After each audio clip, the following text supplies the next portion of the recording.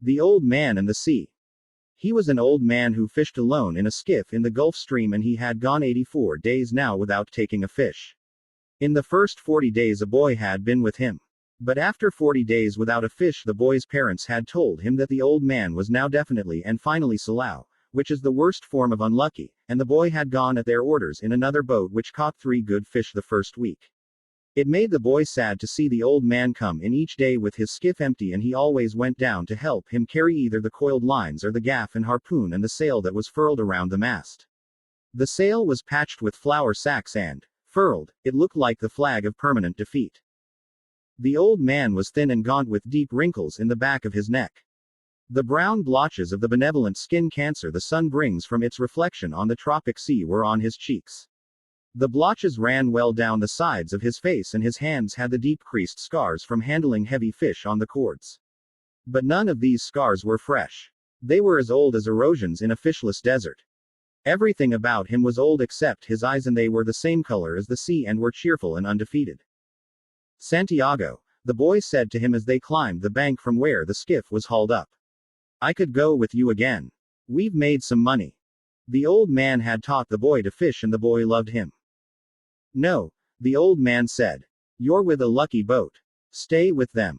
But remember how you went 87 days without fish, and then we caught big ones every day for 3 weeks. I remember, the old man said. I know you did not leave me because you doubted. It was Papa made me leave. I am a boy and I must obey him. I know, the old man said. It is quite normal. He hasn't much faith. No, the old man said. But we have, haven't we? Yes, the boy said. Can I offer you a beer on the terrace and then we'll take the stuff home? Why not? The old man said. Between fishermen. They sat on the terrace, and many of the fishermen made fun of the old man, and he was not angry. Others, of the older fishermen, looked at him and were sad. But they did not show it, and they spoke politely about the current and the depths they had drifted their lines at, and the steady good weather, and of what they had seen. The successful fishermen of that day were already in and had butchered their marlin out and carried them laid full length across 2 planks, with 2 men staggering at the end of each plank, to the fish house where they waited for the ice truck to carry them to the market in Havana. Those who had caught sharks had taken them to the shark factory on the other side of the cove, where they were hoisted on a block and tackle, their livers removed, their fins cut off, and their hides skinned out, and their flesh cut into strips for salting. When the wind was in the east, a smell came across the harbor from the shark factory, but today there was only the faint edge of the odor because the wind had backed into the north and then dropped off, and it was pleasant and sunny on the terrace. Santiago, the boy said. Yes, the old man said. He was holding his glass and thinking of many years ago. Can I go out to get sardines for you for tomorrow? No. Go and play baseball. I can still row, and Rogelio will throw the net. I would like to go. If I cannot fish with you, I would like to serve in some way. You bought me a beer, the old man said. You were already a man. How old was I when you first took me in a boat? 5, and you nearly were killed when I brought the fish in too green, and he nearly tore the boat to pieces. Can you remember? I can remember the tail slapping and banging and the thwart breaking and the noise of the clubbing. I can remember you throwing me into the bow where the wet coiled lines were and feeling the whole boat shiver, and the noise of you clubbing him like chopping a tree down, and the sweet blood smell all over me. Can you really remember that, or did I just tell it to you? I remember everything from when we first went together. The old man looked at him with his sunburned, confident, loving eyes. If you were my boy, I'd take you out and gamble, he said. But you are your father's and your mother's, and you are in a lucky boat. May I get the sardines? I know where I can get 4 baits too. I have mine left from today. I put them in salt in the box. Let me get 4 fresh ones. 1, the old man said. His hope and his confidence had never gone. But now they were freshening as when the breeze rises. 2, the boy said. 2, the old man agreed. You didn't steal them. I would, the boy said. But I bought these. Thank you, the old man said. He was too simple to wonder when he had attained humility. But he knew he had attained it, and he knew it was not disgraceful, and it carried no loss of true pride. Tomorrow is going to be a good day with this current, he said. Where are you going? The boy asked. Far out to come in when the wind shifts. I want to be out before it is light. I'll try to get him to work far out, the boy said. Then if you hook something truly big we can come to your aid. He does not like to work too far out. No, the boy said. But I will see something that he cannot see, such as a bird working, and get him to come out after dolphin. Are his eyes that bad? He is almost blind. It is strange, the old man said. He never went turtle-ing. That is what kills the eyes. But you went turtle-ing for years off the Mosquito Coast and your eyes are good. I am a strange old man. But are you strong enough now for a truly big fish? I think so. And there are many tricks. Let us take the stuff home, the boy said. So I can get the cast net and go after the sardines. They picked up the gear from the boat. The old man carried the mast on his shoulder and the boy carried the wooden box with the coiled, hard-braided brown lines, the gaff and the harpoon with its shaft. The box with the baits was under the stern of the skiff along with the club that was used to subdue the big fish when they were brought alongside. No one would steal from the old man, but it was better to take the sail and the heavy lines home, as the dew was bad for them, and, though he was quite sure no local people would steal from him, the old man thought that a gaff and a harpoon were needless temptations to leave in a boat. They walked up the road together to the old man's shack and went in through its open door. The old man leaned the mast with its wrapped sail against the wall and the boy put the box and the other gear beside it. The mast was nearly as long as the one room of the shack. The shack was made of the tough bud shields of the royal palm, which are called guano, and in it there was a bed, a table, one chair, and a place on the dirt floor to cook with charcoal. On the brown walls of the flattened, overlapping leaves of the sturdy fibered guano there was a picture in color of the Sacred Heart of Jesus and another of the Virgin of Cobar. These were relics of his wife. Once there had been a tinted photograph of his wife on the wall, but he had taken it down because it made him too lonely to see it, and it was on the shelf in the corner under his clean shirt. What do you have to eat? The boy asked. A pot of yellow rice with fish. Do you want some? No. I will eat at home. Do you want me to make the fire? No. I will make it later on. Or I may eat the rice cold. May I take the cast net? Of course.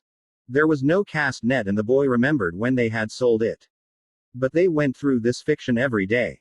There was no pot of yellow rice and fish, and the boy knew this too. 85 is a lucky number, the old man said. How would you like to see me bring one in that dressed out over 1,000 pounds? I'll get the cast net and go for sardines. Will you sit in the sun in the doorway? Yes. I have yesterday's paper and I will read the baseball. The boy did not know whether yesterday's paper was a fiction too. But the old man brought it out from under the bed. Perico gave it to me at the bodega, he explained. I'll be back when I have the sardines. I'll keep yours and mine together on ice and we can share them in the morning. When I come back you can tell me about the baseball. The Yankees cannot lose. But I fear the Indians of Cleveland. Have faith in the Yankees, my son. Think of the great DiMaggio. I fear both the Tigers of Detroit and the Indians of Cleveland. Be careful or you will fear even the Reds of Cincinnati and the White Sox of Chicago. You study it and tell me when I come back. Do you think we should buy a terminal of the lottery with an 85? Tomorrow is the 85th day. We can do that, the boy said. But what about the 87 of your great record? It could not happen twice. Do you think you can find an 85? I can order one. One sheet. That's $2.50. Who can we borrow that from? That's easy. I can always borrow $2.50. I think perhaps I can too. But I try not to borrow. First you borrow. Then you beg. Keep warm, old man, the boy said. Remember we are in September. The month when the great fish come, the old man said. Anyone can be a fisherman in May. I go now for the sardines, the boy said. When the boy came back the old man was asleep in the chair and the sun was down. The boy took the old army blanket off the bed and spread it over the back of the chair and over the old man's shoulders. They were strange shoulders, still powerful although very old, and the neck was still strong too, and the creases did not show so much when the old man was asleep and his head fallen forward. His shirt had been patched so many times that it was like the sail, and the patches were faded to many different shades by the sun. The old man's head was very old though, and with his eyes closed there was no life in his face. The newspaper lay across his knees and the weight of his arm held it there in the evening breeze. He was barefooted. The boy left him there, and when he came back the old man was still asleep. Wake up, old man, the boy said and put his hand on one of the old man's knees. The old man opened his eyes and for a moment he was coming back from a long way away. Then he smiled. What have you got? He asked. Supper, said the boy. We're going to have supper.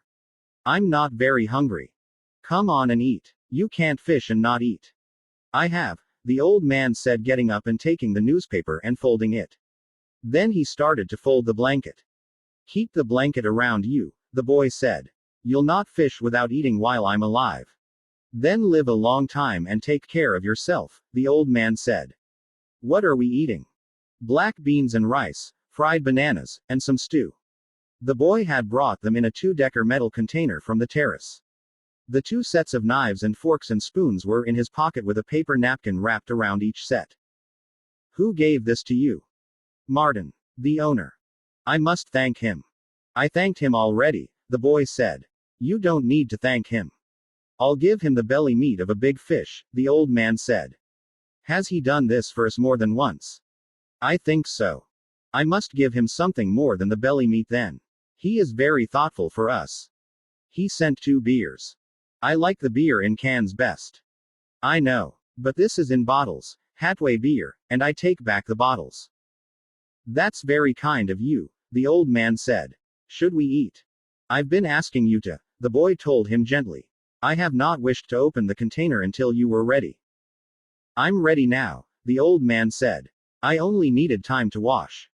Where did you wash? The boy thought. The village water supply was 2 streets down the road. I must have water here for him, the boy thought, and soap and a good towel. Why am I so thoughtless? I must get him another shirt and a jacket for the winter and some sort of shoes and another blanket. Your stew is excellent, the old man said. Tell me about the baseball, the boy asked him. In the American League it is the Yankees, as I said, the old man said happily. They lost today, the boy told him. That means nothing. The great DiMaggio is himself again. They have other men on the team. Naturally. But he makes the difference. In the other league, between Brooklyn and Philadelphia, I must take Brooklyn. But then I think of Dick Sisler and those great drives in the old park. There was nothing ever like them. He hits the longest ball I have ever seen. Do you remember when he used to come to the terrace? I wanted to take him fishing, but I was too timid to ask him. Then I asked you to ask him and you were too timid. I know. It was a great mistake. He might have gone with us. Then we would have that for all of our lives. I would like to take the great DiMaggio fishing, the old man said. They say his father was a fisherman. Maybe he was as poor as we are and would understand. The great Sisler's father was never poor, and he, the father, was playing in the big leagues when he was my age. When I was your age I was before the mast on a square-rigged ship that ran to Africa, and I have seen lions on the beaches in the evening. I know. You told me. Should we talk about Africa or about baseball? Baseball, I think, the boy said. Tell me about the great John J. McGraw. He said Hoda for J. He used to come to the terrace sometimes too in the older days. But he was rough and harsh-spoken and difficult when he was drinking. His mind was on horses as well as baseball. At least he carried lists of horses at all times in his pocket and frequently spoke the names of horses on the telephone. He was a great manager, the boy said. My father thinks he was the greatest. Because he came here the most times, the old man said. If Durocher had continued to come here each year, your father would think him the greatest manager. Who is the greatest manager? Really, Luque or Mike Gonzalez? I think they are equal. And the best fisherman is you. No, I know others better. KVA, the boy said. There are many good fishermen and some great ones. But there is only you. Thank you. You make me happy. I hope no fish will come along so great that he will prove us wrong. There is no such fish if you are still strong as you say. I may not be as strong as I think, the old man said. But I know many tricks and I have resolution. You ought to go to bed now so that you will be fresh in the morning. I will take the things back to the terrace. Good night then. I will wake you in the morning. You're my alarm clock, the boy said. Age is my alarm clock, the old man said. Why do old men wake so early? Is it to have one longer day? I don't know, the boy said. All I know is that young boys sleep late and hard. I can remember it, the old man said. I'll waken you in time. I do not like for him to waken me. It is as though I were inferior. I know. Sleep well, old man. The boy went out. They had eaten with no light on the table, and the old man took off his trousers and went to bed in the dark. He rolled his trousers up to make a pillow, putting the newspaper inside them. He rolled himself in the blanket and slept on the other old newspapers that covered the springs of the bed. He was asleep in a short time, and he dreamed of Africa when he was a boy, and the long golden beaches and the white beaches, so white they hurt your eyes, and the high capes and the great brown mountains. He lived along that coast now every night, and in his dreams he heard the surf roar and saw the native boats come riding through it. He smelled the tar and oakum of the deck as he slept, and he smelled the smell of Africa that the land breeze brought at morning. Usually when he smelled the land breeze he woke up and dressed to go and wake the boy. But tonight the smell of the land breeze came very early, and he knew it was too early in his dream, and went on dreaming to see the white peaks of the islands rising from the sea, and then he dreamed of the different harbors and roadsteads of the Canary Islands. He no longer dreamed of storms, nor of women, nor of great occurrences, nor of great fish, nor fights, nor contests of strength, nor of his wife. He only dreamed of places now and of the lions on the beach. They played like young cats in the dusk, and he loved them as he loved the boy. He never dreamed about the boy. He simply woke, looked out the open door at the moon, and unrolled his trousers and put them on. He urinated outside the shack and then went up the road to wake the boy. He was shivering with the morning cold. But he knew he would shiver himself warm, and that soon he would be rowing. The door of the house where the boy lived was unlocked, and he opened it and walked in quietly with his bare feet. The boy was asleep on a cot in the first room, and the old man could see him clearly with the light that came in from the dying moon.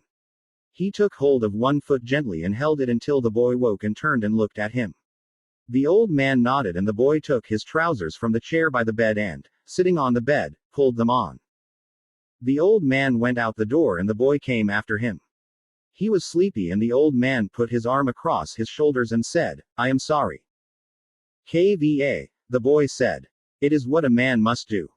They walked down the road to the old man's shack, and all along the road, in the dark, barefoot men were moving, carrying the masts of their boats. When they reached the old man's shack, the boy took the rolls of line in the basket and the harpoon and gaff, and the old man carried the mast with the furled sail on his shoulder. Do you want coffee? The boy asked. We'll put the gear in the boat and then get some. They had coffee from condensed milk cans at an early morning place that served fishermen. How did you sleep, old man? The boy asked. He was waking up now, although it was still hard for him to leave his sleep. Very well, Manilin, the old man said. I feel confident today. So do I, the boy said. Now I must get your sardines and mine and your fresh baits. He brings our gear himself. He never wants anyone to carry anything. We're different, the old man said.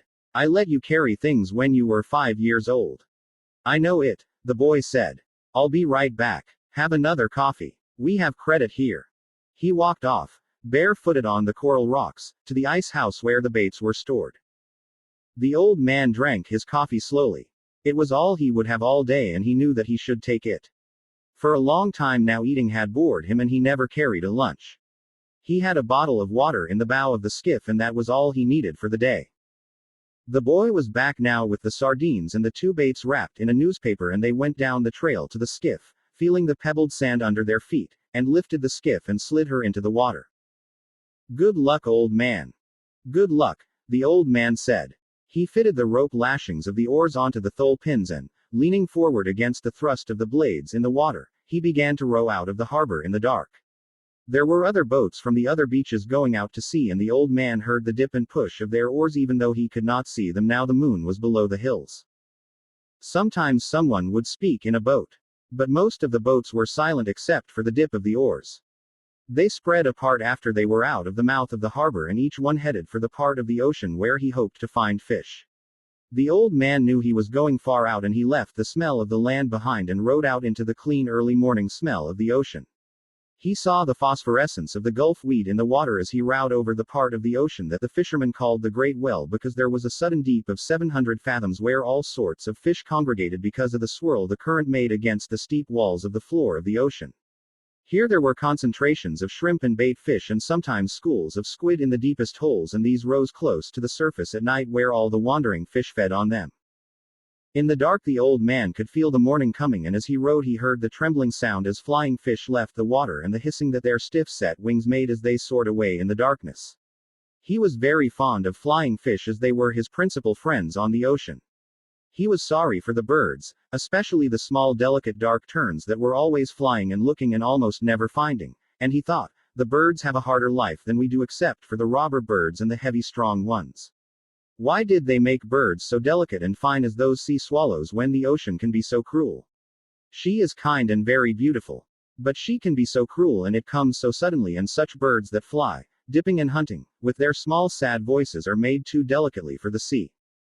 He always thought of the sea as la mar, which is what people call her in Spanish when they love her. Sometimes those who love her say bad things of her, but they are always said as though she were a woman. Some of the younger fishermen, those who used buoys as floats for their lines and had motorboats, bought when the shark livers had brought much money, spoke of her as el mar, which is masculine. They spoke of her as a contestant or a place or even an enemy. But the old man always thought of her as feminine and as something that gave or withheld great favors, and if she did wild or wicked things it was because she could not help them. The moon affects her as it does a woman, he thought. He was rowing steadily, and it was no effort for him since he kept well within his speed and the surface of the ocean was flat except for the occasional swirls of the current.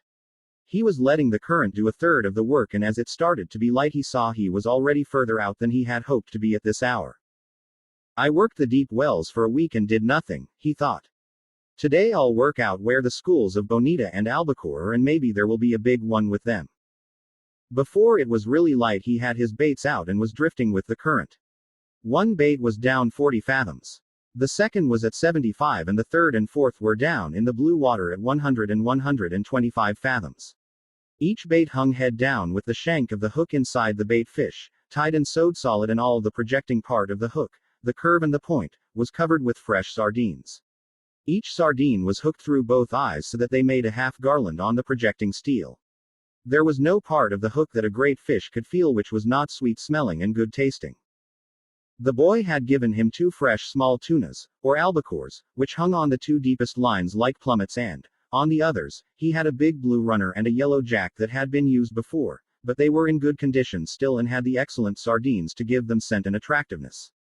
Each line, as thick around as a big pencil, was looped onto a green sapped stick so that any pull or touch on the bait would make the stick dip, and each line had 2 40-fathom coils which could be made fast to the other spare coils so that, if it were necessary, a fish could take out over 300 fathoms of line.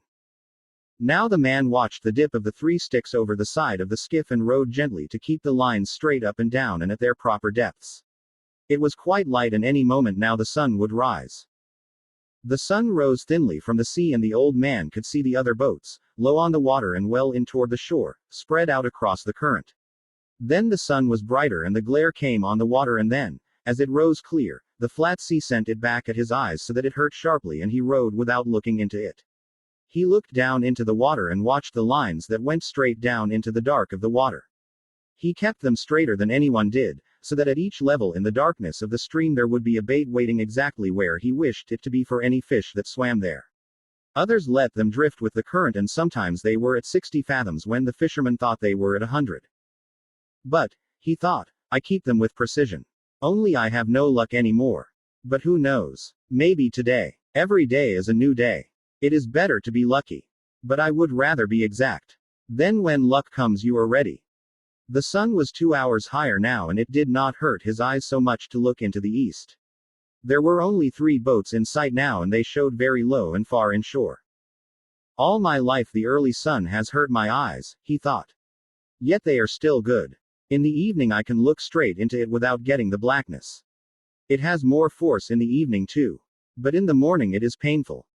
Just then he saw a man-of-war bird with his long black wings circling in the sky ahead of him. He made a quick drop, slanting down on his back-swept wings, and then circled again. He's got something, the old man said aloud. He's not just looking. He rowed slowly and steadily toward where the bird was circling. He did not hurry, and he kept his lines straight up and down.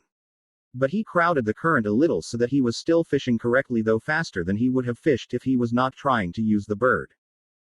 The bird went higher in the air and circled again, his wings motionless. Then he dove suddenly and the old man saw a flying fish spurt out of the water and sail desperately over the surface. Dolphin, the old man said aloud. Big dolphin. He shipped his oars and brought a small line from under the bow. It had a wire leader and a medium-sized hook and he baited it with one of the sardines. He let it go over the side and then made it fast to a ring bolt in the stern. Then he baited another line and left it coiled in the shade of the bow. He went back to rowing and to watching the long-winged black bird who was working, now, low over the water. As he watched, the bird dipped again, slanting his wings for the dive and then swinging them wildly and ineffectually as he followed the flying fish. The old man could see the slight bulge in the water that the big dolphin raised as they followed the escaping fish. The dolphin were cutting through the water below the flight of the fish and would be in the water, driving at speed, when the fish dropped. It is a big school of dolphin, he thought. They are widespread and the flying fish have little chance. The bird has no chance. The flying fish are too big for him and they go too fast. He watched the flying fish burst out again and again in the ineffectual movements of the bird. That school has gotten away from me, he thought. They are moving out too fast and too far. But perhaps I will pick up a stray and perhaps my big fish is around them. My big fish must be somewhere. The clouds over the land now rose like mountains and the coast was only a long green line with the gray-blue hills behind it. The water was a dark blue now, so dark that it was almost purple. As he looked down into it he saw the red sifting of the plankton in the dark water and the strange light the sun made now. He watched his lines to see them go straight down out of sight into the water and he was happy to see so much plankton because it meant fish. The strange light the sun made in the water, now that the sun was higher, meant good weather and so did the shape of the clouds over the land. But the bird was almost out of sight now and nothing showed on the surface of the water but some patches of yellow, sun-bleached sargasso weed and the purple, formalized, iridescent, gelatinous bladder of a Portuguese man of war floating close beside the boat. It turned on its side and then righted itself. It floated cheerfully as a bubble with its long deadly purple filaments trailing a yard behind it in the water. Agua mala, the man said. You whore. From where he swung lightly against his oars he looked down into the water and saw the tiny fish that were colored like the trailing filaments and swam between them and under the small shade the bubble made as it drifted. They were immune to its poison. But men were not, and when some of the filaments would catch on a line and rest there slimy and purple while the old man was working a fish, he would have welts and sores on his arms and hands of the sort that poison ivy or poison oak can give. But these poisonings from the agua mala came quickly and struck like a whiplash. The iridescent bubbles were beautiful. But they were the falsest thing in the sea and the old man loved to see the big sea turtles eating them. The turtles saw them, approached them from the front, then shut their eyes so they were completely carapaced and ate them filaments and all. The old man loved to see the turtles eat them and he loved to walk on them on the beach after a storm and hear them pop when he stepped on them with the horny soles of his feet. He loved green turtles and hawks' bills with their elegance and speed and their great value and he had a friendly contempt for the huge, stupid loggerheads, yellow in their armor plating, strange in their love-making, and happily eating the Portuguese men of war with their eyes shut. He had no mysticism about turtles although he had gone in turtle boats for many years. He was sorry for them all, even the great trunk backs that were as long as the skiff and weighed a ton. Most people are heartless about turtles because a turtle's heart will beat for hours after he has been cut up and butchered. But the old man thought, I have such a heart too and my feet and hands are like theirs. He ate the white eggs to give himself strength. He ate them all through May to be strong in September and October for the truly big fish. He also drank a cup of shark liver oil each day from the big drum in the shack where many of the fishermen kept their gear. It was there for all fishermen who wanted it. Most fishermen hated the taste. But it was no worse than getting up at the hours that they rose and it was very good against all colds and grips and it was good for the eyes. Now the old man looked up and saw that the bird was circling again. He's found fish, he said aloud. No flying fish broke the surface and there was no scattering of bait fish. But as the old man watched, a small tuna rose in the air, turned and dropped head first into the water. The tuna shone silver in the sun and after he had dropped back into the water another and another rose and they were jumping in all directions, churning the water and leaping in long jumps after the bait. They were circling it and driving it. If they don't travel too fast I will get into them, the old man thought, and he watched the school working the water white and the bird now dropping and dipping into the bait fish that were forced to the surface in their panic. "The bird is a great help," the old man said. Just then the stern line came taut under his foot, where he had kept a loop of the line, and he dropped his oars and felt the weight of the small tuna's shivering pull as he held the line firm and commenced to haul it in. The shivering increased as he pulled in and he could see the blue back of the fish in the water and the gold of his sides before he swung him over the side and into the boat. He lay in the stern in the sun, compact and bullet-shaped, his big, unintelligent eyes staring as he thumped his life out against the planking of the boat with the quick shivering strokes of his neat, fast-moving tail. The old man hit him on the head for kindness and kicked him, his body still shuddering, under the shade of the stern. "Albacore," he said aloud. "He'll make a beautiful bait. He'll weigh 10 pounds. He did not remember when he had first started to talk aloud when he was by himself. He had sung when he was by himself in the old days, and he had sung at night sometimes when he was alone steering on his watch in the smacks or in the turtle boats. He had probably started to talk aloud, when alone, when the boy had left. But he did not remember. When he and the boy fished together, they usually spoke only when it was necessary. They talked at night or when they were storm-bound by bad weather. It was considered a virtue not to talk unnecessarily at sea, and the old man had always considered it so and respected it. But now he said his thoughts aloud many times, since there was no one that they could annoy. "If the others heard me talking out loud they would think that I am crazy," he said aloud. "But since I am not crazy, I do not care. And the rich have radios to talk to them in their boats and to bring them the baseball. Now is no time to think of baseball," he thought. "Now is the time to think of only one thing. That which I was born for. There might be a big one around that school," he thought. "I picked up only a straggler from the albacore that were feeding. But they are working far out and fast. Everything that shows on the surface today travels very fast and to the northeast. Can that be the time of day? Or is it some sign of weather that I do not know?" He could not see the green of the shore now, but only the tops of the blue hills that showed white as though they were snow-capped, and the clouds that looked like high snow mountains above them. The sea was very dark and the light made prisms in the water. The myriad flecks of the plankton were annulled now by the high sun, and it was only the great deep prisms in the blue water that the old man saw now, with his lines going straight down into the water that was a mile deep. The tuna, the fishermen called all the fish of that species tuna, and only distinguished among them by their proper names when they came to sell them or to trade them for baits, were down again. The sun was hot now, and the old man felt it on the back of his neck and felt the sweat trickle down his back as he rowed. "I could just drift," he thought, "and sleep and put a bite of line around my toe to wake me. But today is 85 days and I should fish the day well." Just then, watching his lines, he saw one of the projecting green sticks dip sharply. "Yes," he said. "Yes," and shipped his oars without bumping the boat. He reached out for the line and held it softly between the thumb and forefinger of his right hand. He felt no strain nor weight, and he held the line lightly. Then it came again. This time it was a tentative pull, not solid nor heavy, and he knew exactly what it was. 100 fathoms down a marlin was eating the sardines that covered the point and the shank of the hook where the hand-forged hook projected from the head of the small tuna. The old man held the line delicately, and softly, with his left hand, unleashed it from the stick. Now he could let it run through his fingers without the fish feeling any tension. This far out, he must be huge in this month, he thought. "Eat them, fish. Eat them. Please eat them. How fresh they are, and you down there 600 feet in that cold water in the dark. Make another turn in the dark and come back and eat them." He felt the light delicate pulling and then a harder pull when a sardine's head must have been more difficult to break from the hook. Then there was nothing. "Come on," the old man said aloud. "Make another turn. Just smell them. Aren't they lovely? Eat them good now, and then there is the tuna. Hard and cold and lovely. Don't be shy, fish. Eat them." He waited with the line between his thumb and his finger, watching it and the other lines at the same time, for the fish might have swum up or down. Then came the same delicate pulling touch again. "He'll take it," the old man said aloud. "God help him to take it."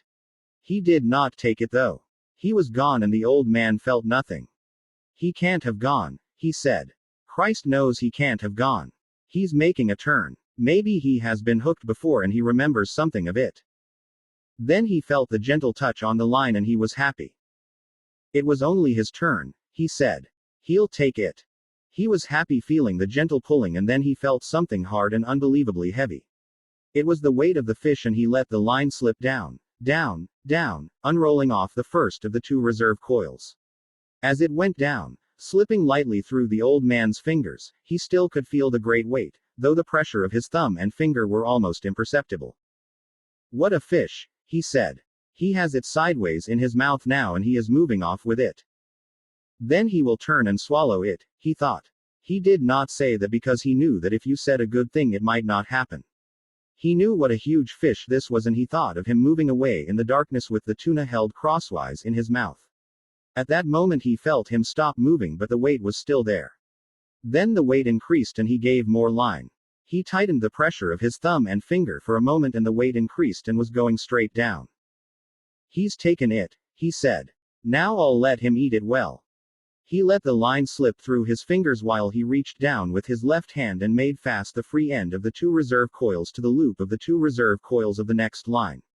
Now he was ready. He had 3 40-fathom coils of line in reserve now, as well as the coil he was using. Eat it a little more, he said. Eat it well. Eat it so that the point of the hook goes into your heart and kills you, he thought. Come up easy and let me put the harpoon into you. All right. Are you ready? Have you been long enough at table? Now, he said aloud, and struck hard with both hands, gained a yard of line, and then struck again and again, swinging with each arm alternately on the cord with all the strength of his arms and the pivoted weight of his body. Nothing happened. The fish just moved away slowly, and the old man could not raise him an inch. His line was strong and made for heavy fish, and he held it against his back until it was so taut that beads of water were jumping from it. Then it began to make a slow hissing sound in the water, and he still held it, bracing himself against the thwart and leaning back against the pull. The boat began to move slowly off toward the northwest. The fish moved steadily, and they traveled slowly on the calm water.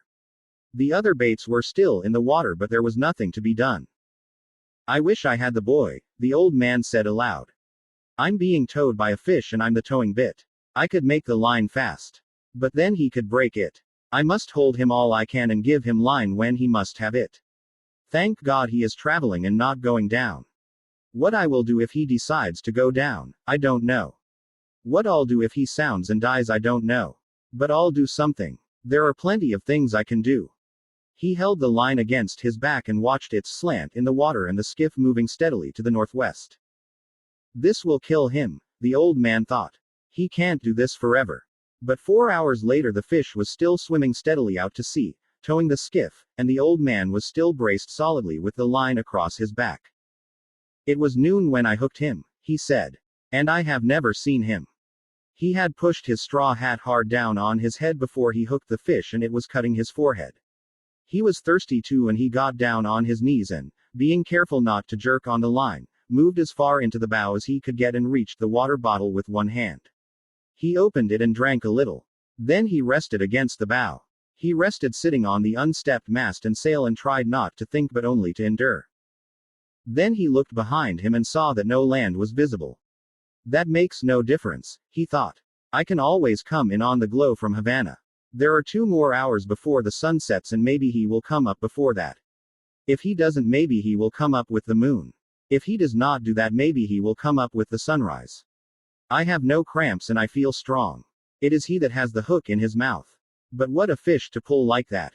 He must have his mouth shut tight on the wire. I wish I could see him. I wish I could see him only once to know what I have against me.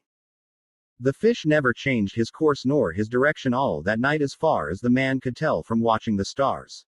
It was cold after the sun went down, and the old man's sweat dried cold on his back and his arms and his old legs. During the day he had taken the sack that covered the bait box and spread it in the sun to dry. After the sun went down he tied it around his neck so that it hung down over his back, and he cautiously worked it down under the line that was across his shoulders now. The sack cushioned the line, and he had found a way of leaning forward against the bow so that he was almost comfortable. The position actually was only somewhat less intolerable, but he thought of it as almost comfortable. I can do nothing with him and he can do nothing with me, he thought. Not as long as he keeps this up.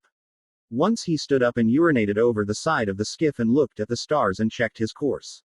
The line showed like a phosphorescent streak in the water straight out from his shoulders. They were moving more slowly now, and the glow of Havana was not so strong, so that he knew the current must be carrying them to the eastward. If I lose the glare of Havana, we must be going more to the eastward, he thought. For if the fish's course held true, I must see it for many more hours. I wonder how the baseball came out in the Grand Leagues today, he thought. It would be wonderful to do this with a radio.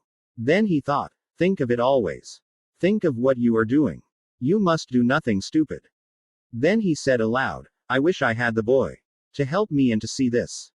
No one should be alone in their old age, he thought.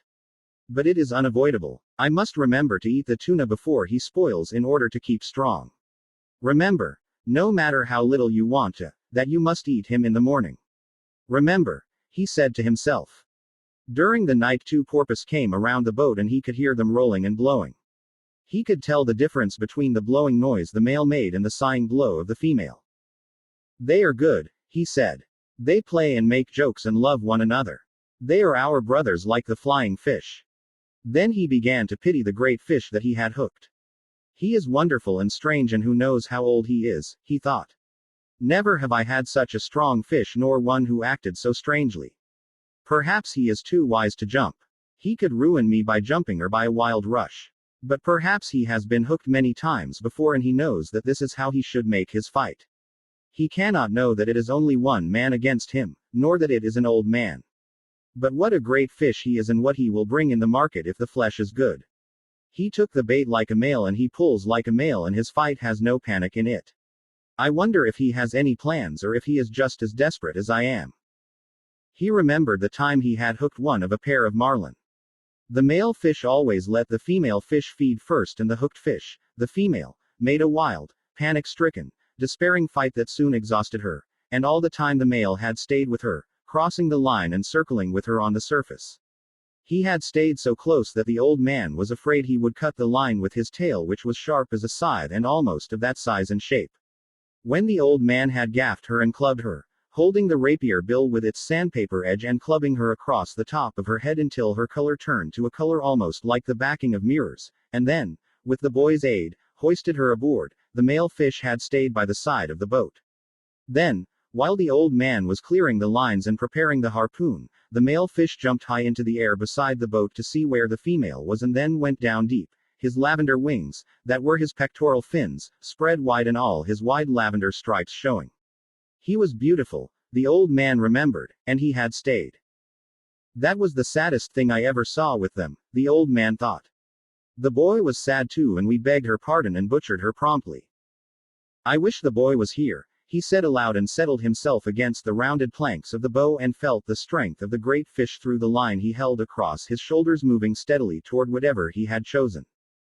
When once, through my treachery, it had been necessary to him to make a choice, the old man thought.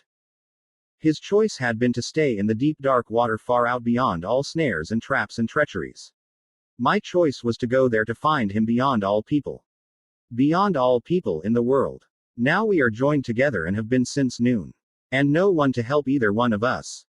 Perhaps I should not have been a fisherman, he thought. But that was the thing that I was born for. I must surely remember to eat the tuna after it gets light. Some time before daylight something took one of the baits that were behind him. He heard the stick break and the line begin to rush out over the gunwale of the skiff. In the darkness he loosened his sheath knife, and taking all the strain of the fish on his left shoulder, he leaned back and cut the line against the wood of the gunwale. Then he cut the other line closest to him and in the dark made the loose ends of the reserve coils fast. He worked skillfully with the one hand and put his foot on the coils to hold them as he drew his knots tight. Now he had 6 reserve coils of line. There were 2 from each bait he had severed and the 2 from the bait the fish had taken, and they were all connected. After it is light, he thought, I will work back to the 40-fathom bait and cut it away too and link up the reserve coils. I will have lost 200 fathoms of good Catalan cordel and the hooks and leaders. That can be replaced. But who replaces this fish if I hook some fish and it cuts him off? I don't know what that fish was that took the bait just now. It could have been a marlin or a broadbill or a shark.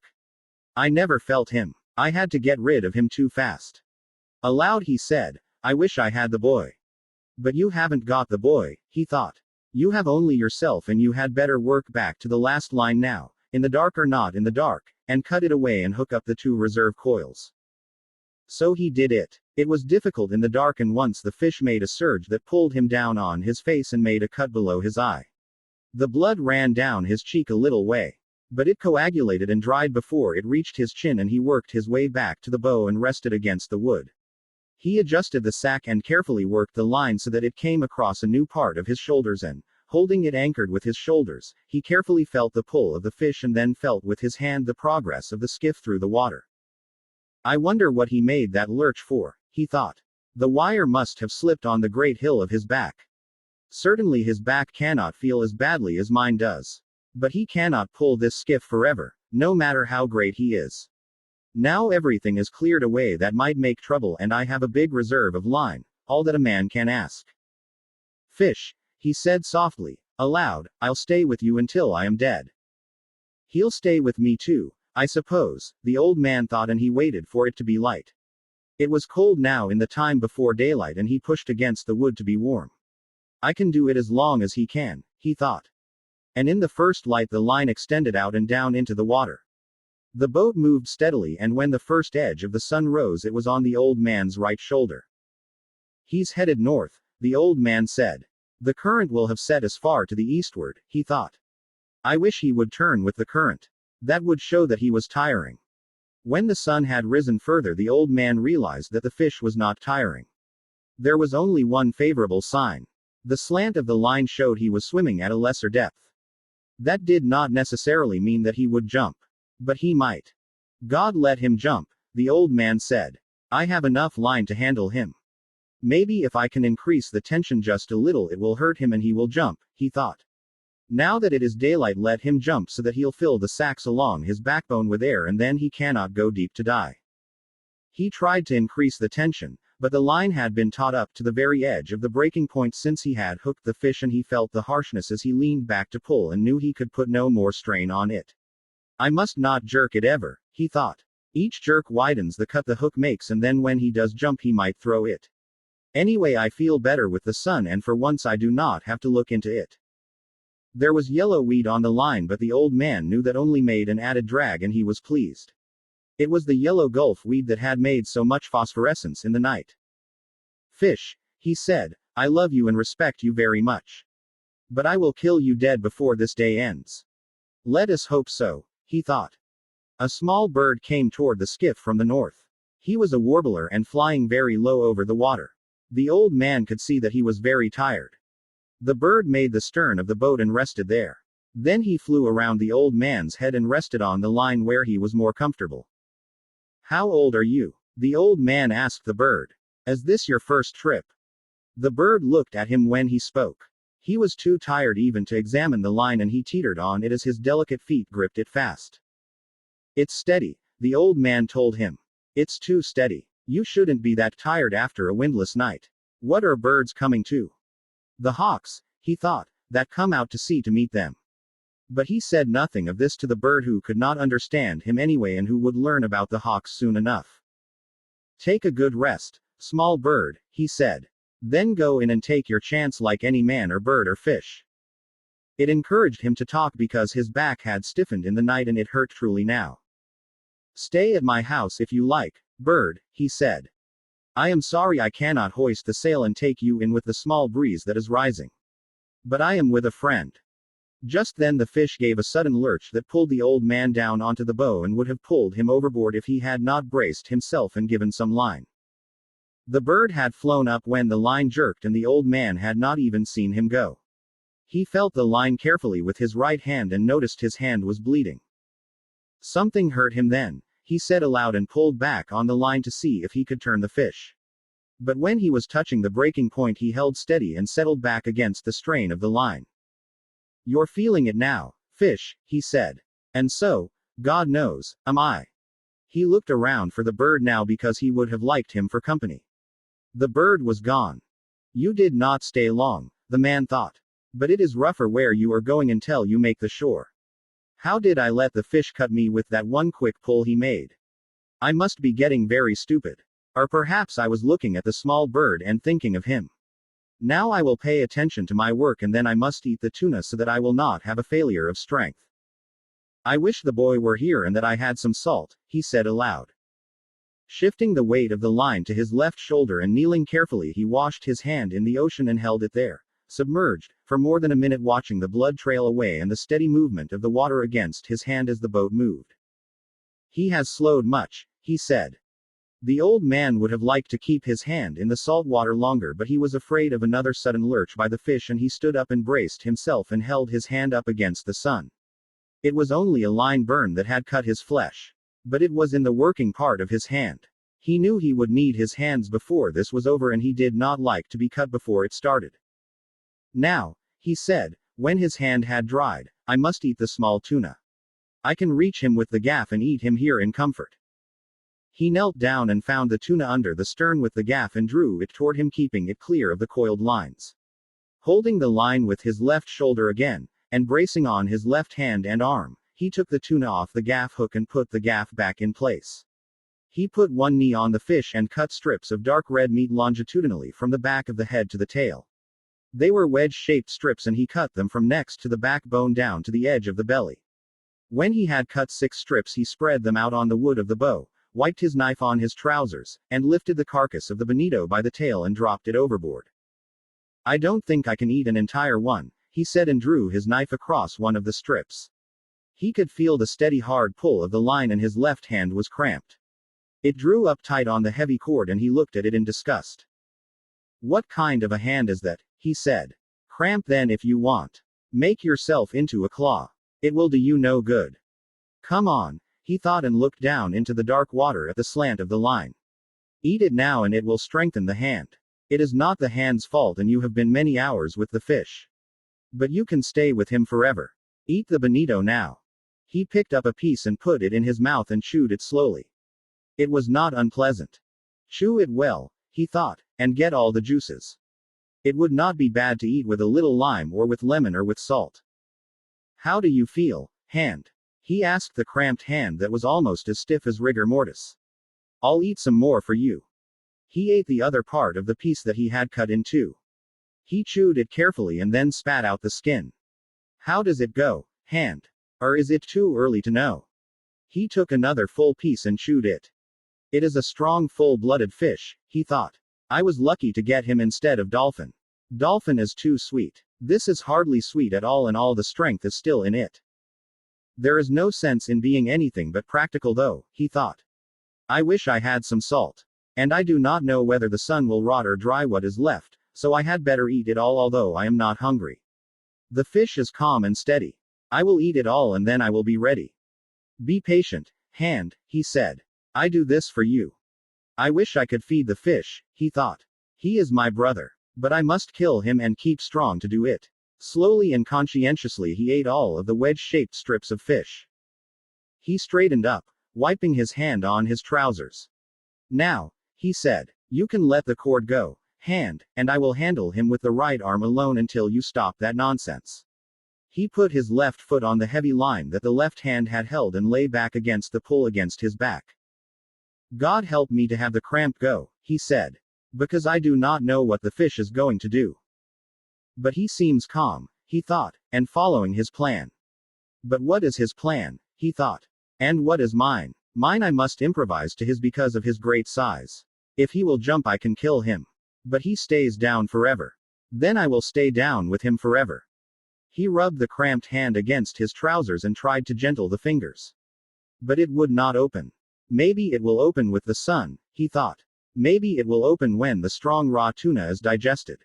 If I have to have it, I will open it, cost whatever it costs. But I do not want to open it now by force. Let it open by itself and come back of its own accord. After all, I abused it much in the night when it was necessary to free and unite the various lines.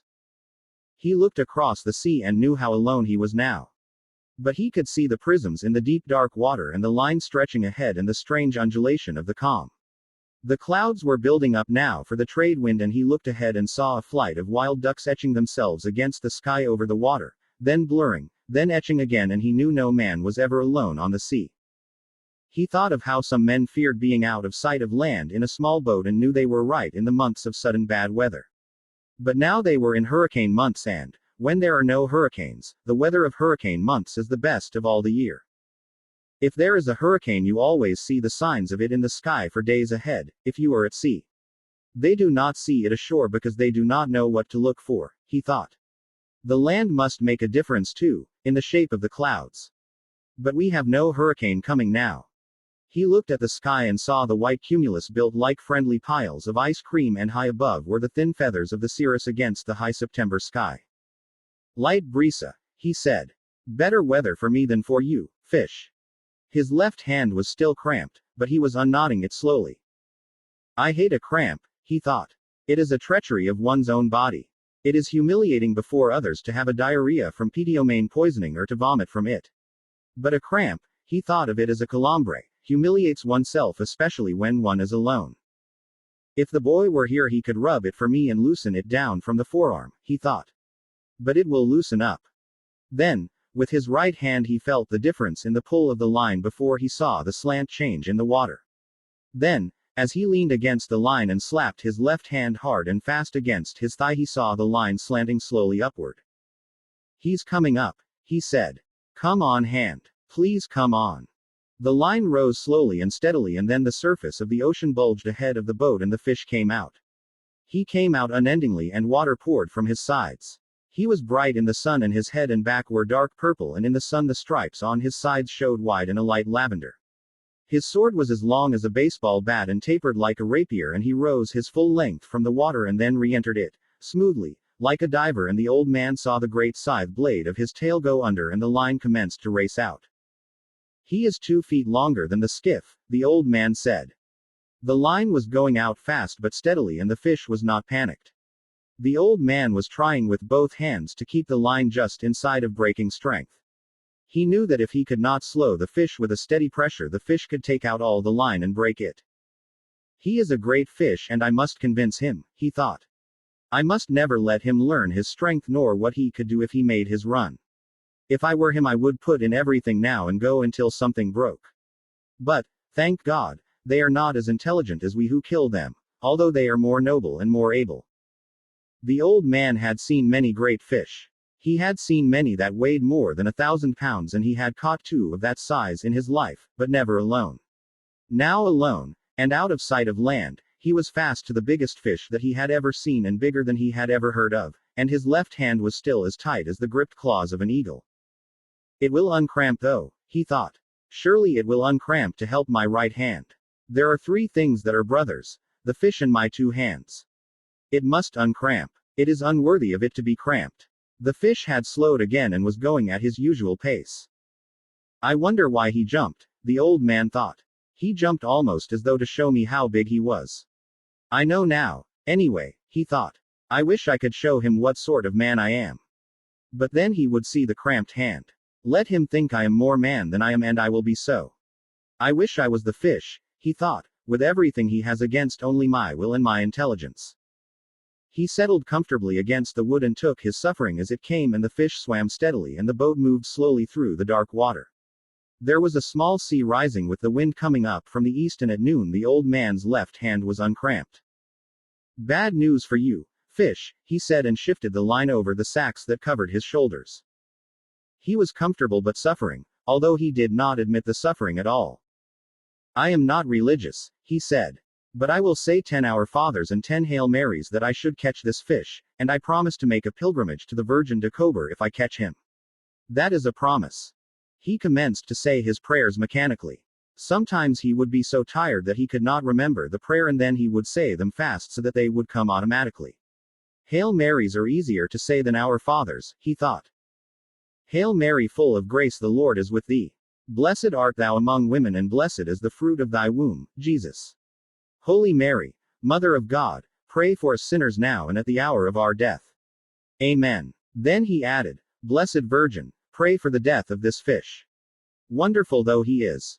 With his prayers said, and feeling much better, but suffering exactly as much, and perhaps a little more, he leaned against the wood of the bow and began, mechanically, to work the fingers of his left hand. The sun was hot now, although the breeze was rising gently. I had better rebait that little line out over the stern, he said. If the fish decides to stay another night I will need to eat again, and the water is low in the bottle. I don't think I can get anything but a dolphin here. But if I eat him fresh enough he won't be bad. I wish a flying fish would come on board tonight. But I have no light to attract them. A flying fish is excellent to eat raw and I would not have to cut him up. I must save all my strength now. Christ, I did not know he was so big. I'll kill him though, he said. In all his greatness and his glory. Although it is unjust, he thought. But I will show him what a man can do and what a man endures. I told the boy I was a strange old man, he said. Now is when I must prove it. The 1,000 times that he had proved it meant nothing. Now he was proving it again.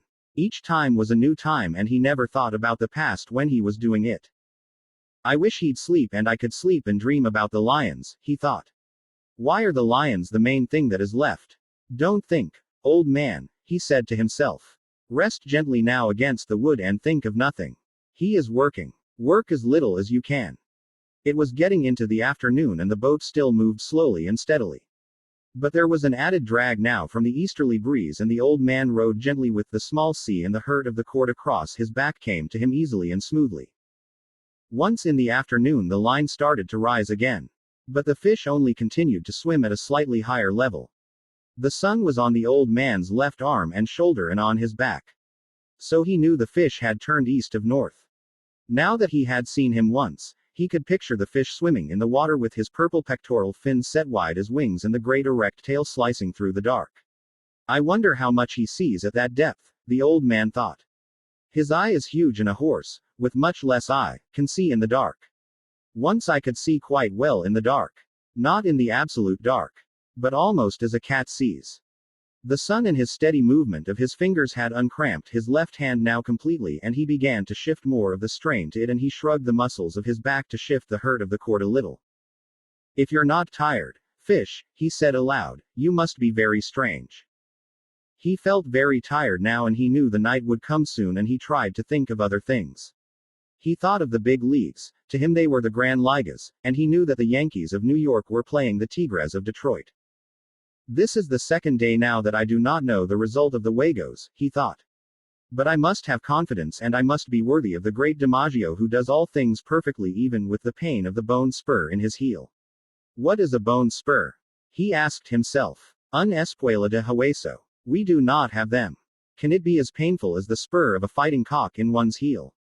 I do not think I could endure that or the loss of the eye and of both eyes and continue to fight as the fighting cocks do. Man is not much beside the great birds and beasts. Still I would rather be that beast down there in the darkness of the sea. Unless sharks come, he said aloud. If sharks come, God pity him and me.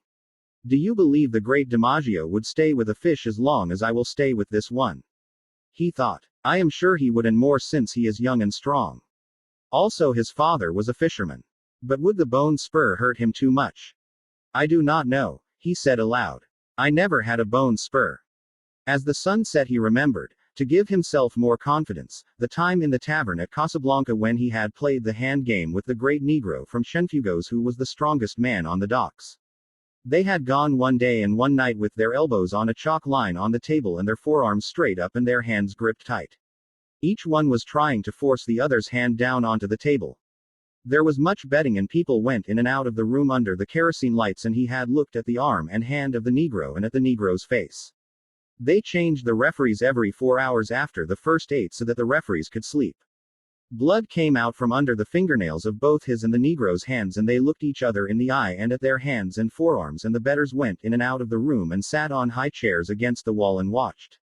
The walls were painted bright blue and were of wood and the lamps threw their shadows against them. The Negro's shadow was huge and it moved on the wall as the breeze moved the lamps. The odds would change back and forth all night and they fed the Negro rum and lighted cigarettes for him.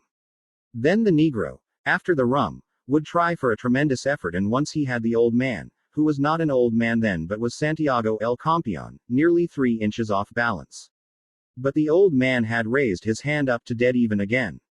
He was sure then that he had the Negro, who was a fine man and a great athlete, beaten. And at daylight when the bettors were asking that it be called a draw and the referee was shaking his head, he had unleashed his effort and forced the hand of the Negro down and down until it rested on the wood. The match had started on a Sunday morning and ended on a Monday morning. Many of the bettors had asked for a draw because they had to go to work on the docks loading sacks of sugar or at the Havana Coal Company. Otherwise everyone would have wanted it to go to a finish. But he had finished it anyway, and before anyone had to go to work. For a long time after that everyone had called him the champion, and there had been a return match in the spring. But not much money was bet, and he had won it quite easily since he had broken the confidence of the Negro from Cienfuegos in the first match. After that he had a few matches and then no more. He decided that he could beat anyone if he wanted to badly enough, and he decided that it was bad for his right hand for fishing. He had tried a few practice matches with his left hand. But his left hand had always been a traitor and would not do what he called on it to do, and he did not trust it. The sun will bake it out well now, he thought. It should not cramp on me again unless it gets too cold in the night. I wonder what this night will bring. An airplane passed overhead on its course to Miami, and he watched its shadow scaring up the schools of flying fish. With so much flying fish there should be dolphin, he said, and leaned back on the line to see if it was possible to gain any on his fish. But he could not, and it stayed at the hardness and water drop shivering that preceded breaking. The boat moved ahead slowly, and he watched the airplane until he could no longer see it. It must be very strange in an airplane, he thought. I wonder what the sea looks like from that height. They should be able to see the fish well if they do not fly too high. I would like to fly very slowly at 200 fathoms high and see the fish from above. In the turtle boats I was in the cross trees of the masthead, and even at that height I saw much. The dolphin look greener from there, and you can see their stripes and their purple spots, and you can see all of the school as they swim. Why is it that all the fast-moving fish of the dark current have purple backs and usually purple stripes or spots? The dolphin looks green, of course, because he is really golden. But when he comes to feed, truly hungry, purple stripes show on his sides as on a marlin. Can it be anger, or the greater speed he makes, that brings them out? Just before it was dark, as they passed a great island of sargasso weed that heaved and swung in the light sea as though the ocean were making love with something under a yellow blanket, his small line was taken by a dolphin. He saw it first when it jumped in the air, true gold in the last of the sun and bending and flapping wildly in the air. It jumped again and again in the acrobatics of its fear, and he worked his way back to the stern, and crouching and holding the big line with his right hand and arm, he pulled the dolphin in with his left hand, stepping on the gained line each time with his bare left foot. When the fish was at the stern, plunging and cutting from side to side in desperation, the old man leaned over the stern and lifted the burnished gold fish with its purple spots over the stern. Its jaws were working convulsively in quick bites against the hook, and it pounded the bottom of the skiff with its long flat body, its tail and its head, until he clubbed it across the shining golden head until it shivered and was still. The old man unhooked the fish, rebaited the line with another sardine, and tossed it over. Then he worked his way slowly back to the bow. He washed his left hand and wiped it on his trousers. Then he shifted the heavy line from his right hand to his left and washed his right hand in the sea while he watched the sun go into the ocean and the slant of the big cord. He hasn't changed at all, he said. But watching the movement of the water against his hand, he noted that it was perceptibly slower. I'll lash the two oars together across the stern, and that will slow him in the night, he said. He's good for the night, and so am I. It would be better to gut the dolphin a little later to save the blood in the meat, he thought. I can do that a little later and lash the oars to make a drag at the same time. I had better keep the fish quiet now and not disturb him too much at sunset. The setting of the sun is a difficult time for all fish.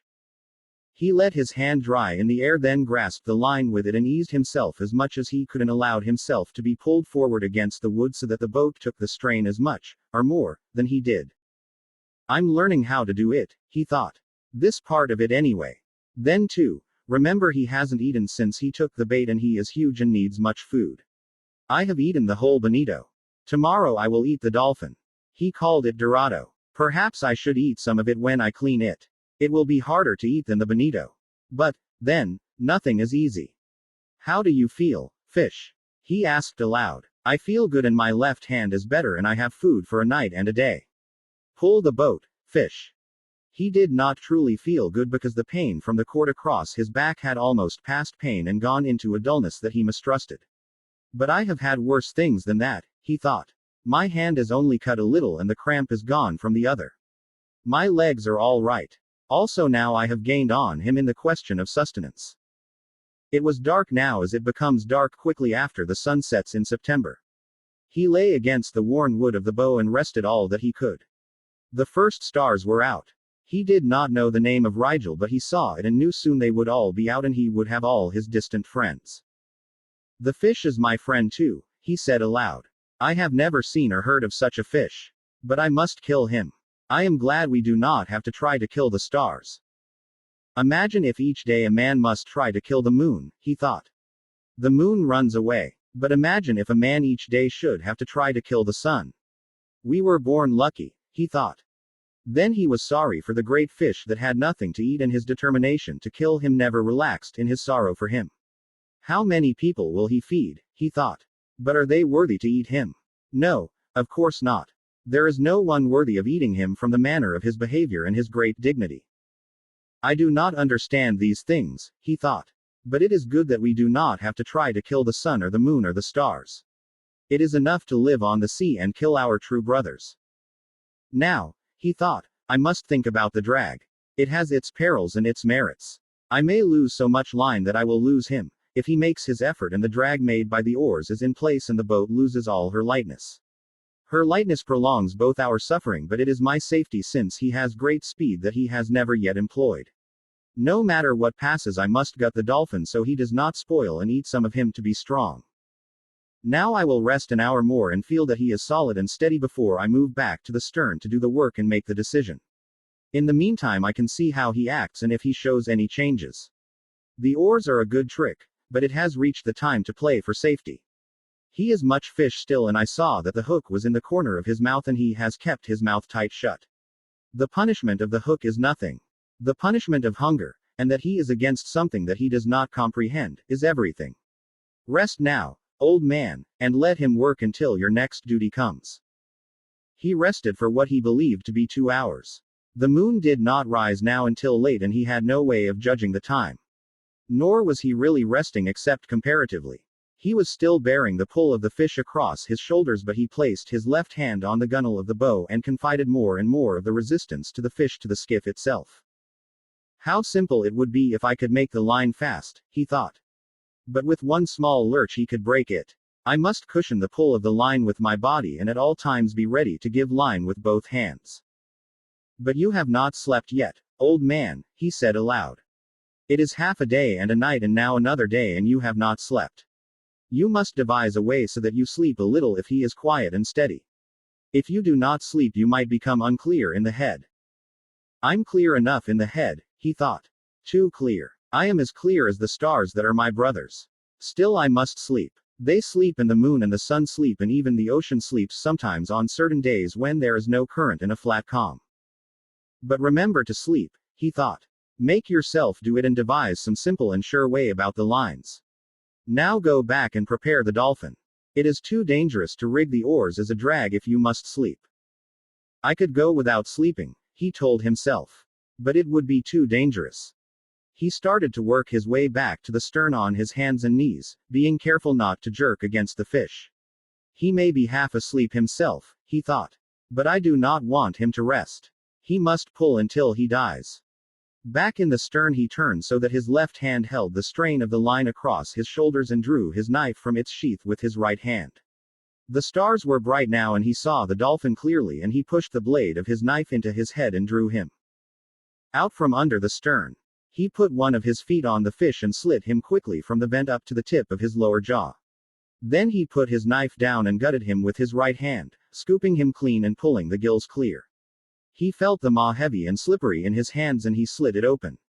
There were 2 flying fish inside. They were fresh and hard and he laid them side by side and dropped the guts and the gills over the stern. They sank, leaving a trail of phosphorescence in the water. The dolphin was cold and a leprous gray-white now in the starlight and the old man skinned one side of him while he held his right foot on the fish's head. Then he turned him over and skinned the other side and cut each side off from the head down to the tail. He slid the carcass overboard and looked to see if there was any swirl in the water. But there was only the light of its slow descent. He turned then and placed the 2 flying fish inside the 2 fillets of fish and putting his knife back in its sheath, he worked his way slowly back to the bow. His back was bent with the weight of the line across it and he carried the fish in his right hand. Back in the bow he laid the 2 fillets of fish out on the wood with the flying fish beside them. After that he settled the line across his shoulders in a new place and held it again with his left hand resting on the gunwale. Then he leaned over the side and washed the flying fish in the water, noting the speed of the water against his hand. His hand was phosphorescent from skinning the fish and he watched the flow of the water against it.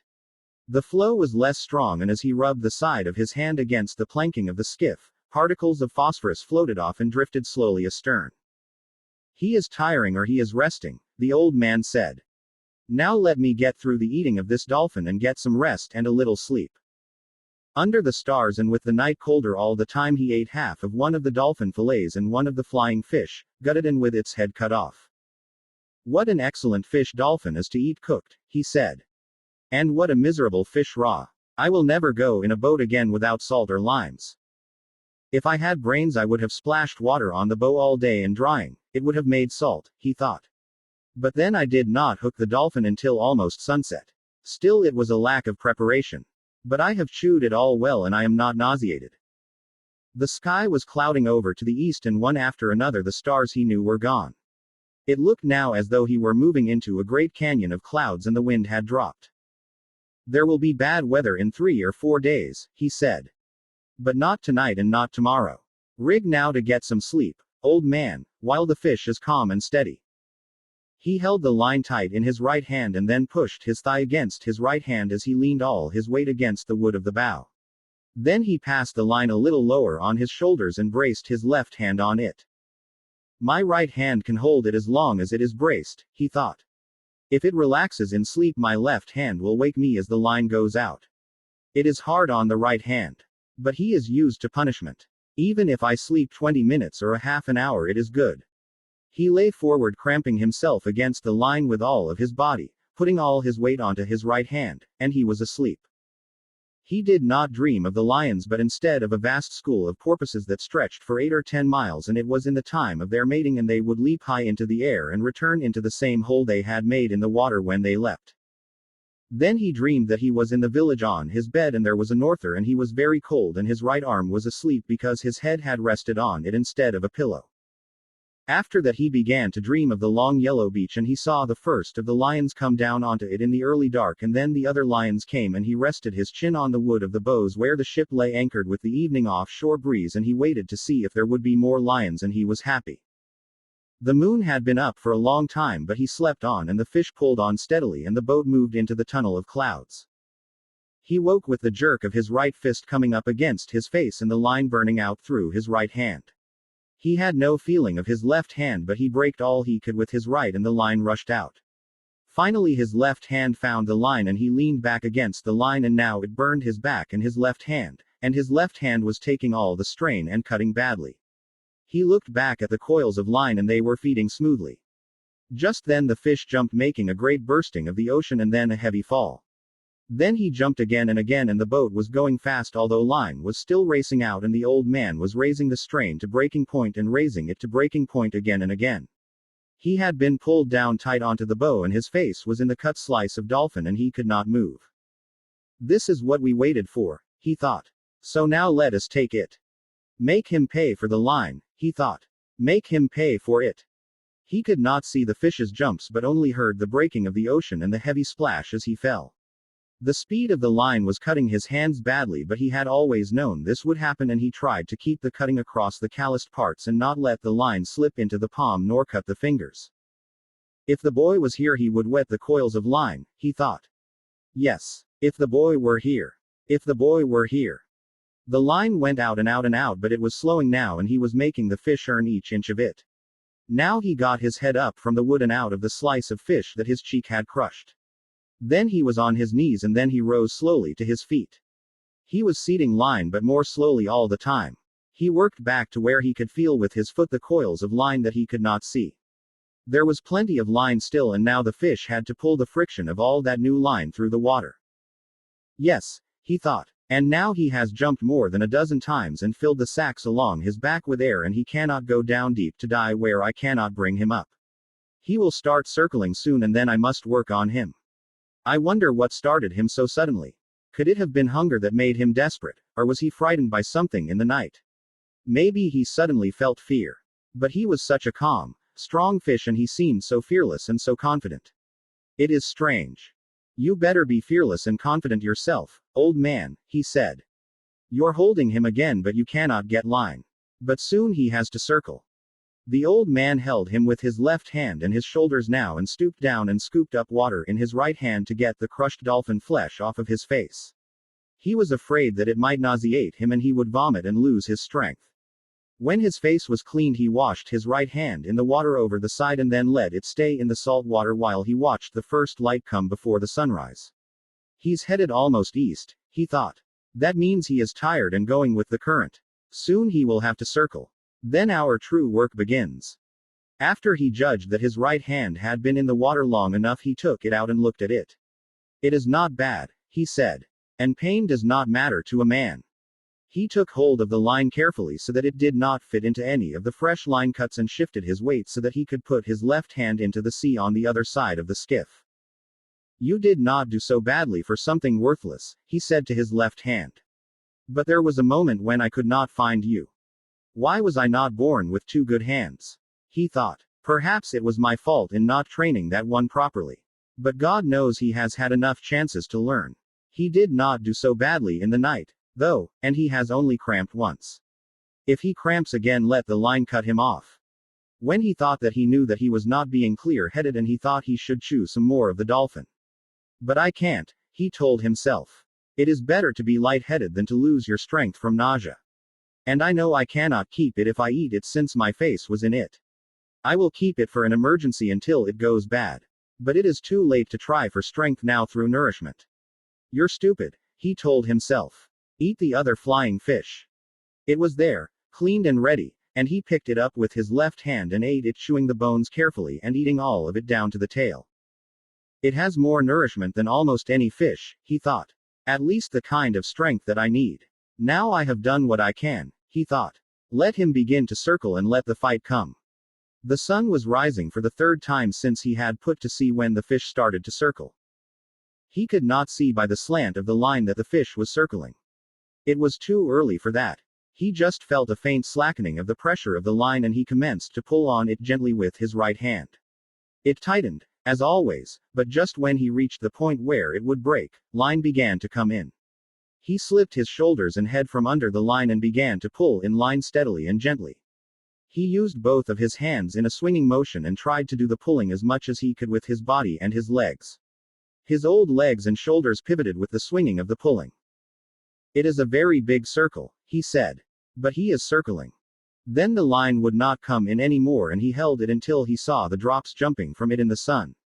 Then it started out and the old man knelt down and let it go grudgingly back into the dark water. He is making the far part of his circle now, he said. I must hold all I can, he thought. The strain will shorten his circle each time. Perhaps in an hour I will see him. Now I must convince him and then I must kill him. But the fish kept on circling slowly and the old man was wet with sweat and tired deep into his bones 2 hours later. But the circles were much shorter now and from the way the line slanted he could tell the fish had risen steadily while he swam. For an hour the old man had been seeing black spots before his eyes and the sweat salted his eyes and salted the cut over his eye and on his forehead. He was not afraid of the black spots.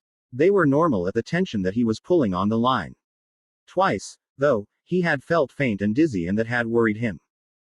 I could not fail myself and die on a fish like this, he said. Now that I have him coming so beautifully, God help me endure. I'll say 100 Our Fathers and 100 Hail Marys. But I cannot say them now. Consider them said, he thought. I'll say them later. Just then he felt a sudden banging and jerking on the line he held with his 2 hands. It was sharp and hard feeling and heavy. He is hitting the wire leader with his spear, he thought. That was bound to come. He had to do that. It may make him jump though and I would rather he stayed circling now. The jumps were necessary for him to take air. But after that each one can widen the opening of the hook wound and he can throw the hook. Don't jump, fish, he said. Don't jump. The fish hit the wire several times more and each time he shook his head the old man gave up a little line. I must hold his pain where it is, he thought. Mine does not matter. I can control mine. But his pain could drive him mad. After a while the fish stopped beating at the wire and started circling slowly again. The old man was gaining line steadily now. But he felt faint again. He lifted some sea water with his left hand and put it on his head. Then he put more on and rubbed the back of his neck. I have no cramps, he said. He'll be up soon and I can last. You have to last. Don't even speak of it. He kneeled against the bow and, for a moment, slipped the line over his back again. I'll rest now while he goes out on the circle and then stand up and work on him when he comes in, he decided. It was a great temptation to rest in the bow and let the fish make one circle by himself without recovering any line. But when the strain showed the fish had turned to come toward the boat, the old man rose to his feet and started the pivoting and the weaving pulling that brought in all the line he gained. I'm tireder than I have ever been, he thought, and now the trade wind is rising. But that will be good to take him in with. I need that badly. I'll rest on the next turn as he goes out, he said. I feel much better. Then in 2 or 3 turns more I will have him. His straw hat was far on the back of his head and he sank down into the bow with the pull of the line as he felt the fish turn. You work now, fish, he thought. I'll take you at the turn. The sea had risen considerably. But it was a fair weather breeze and he had to have it to get home. I'll just steer south and west, he said. A man is never lost at sea and it is a long island.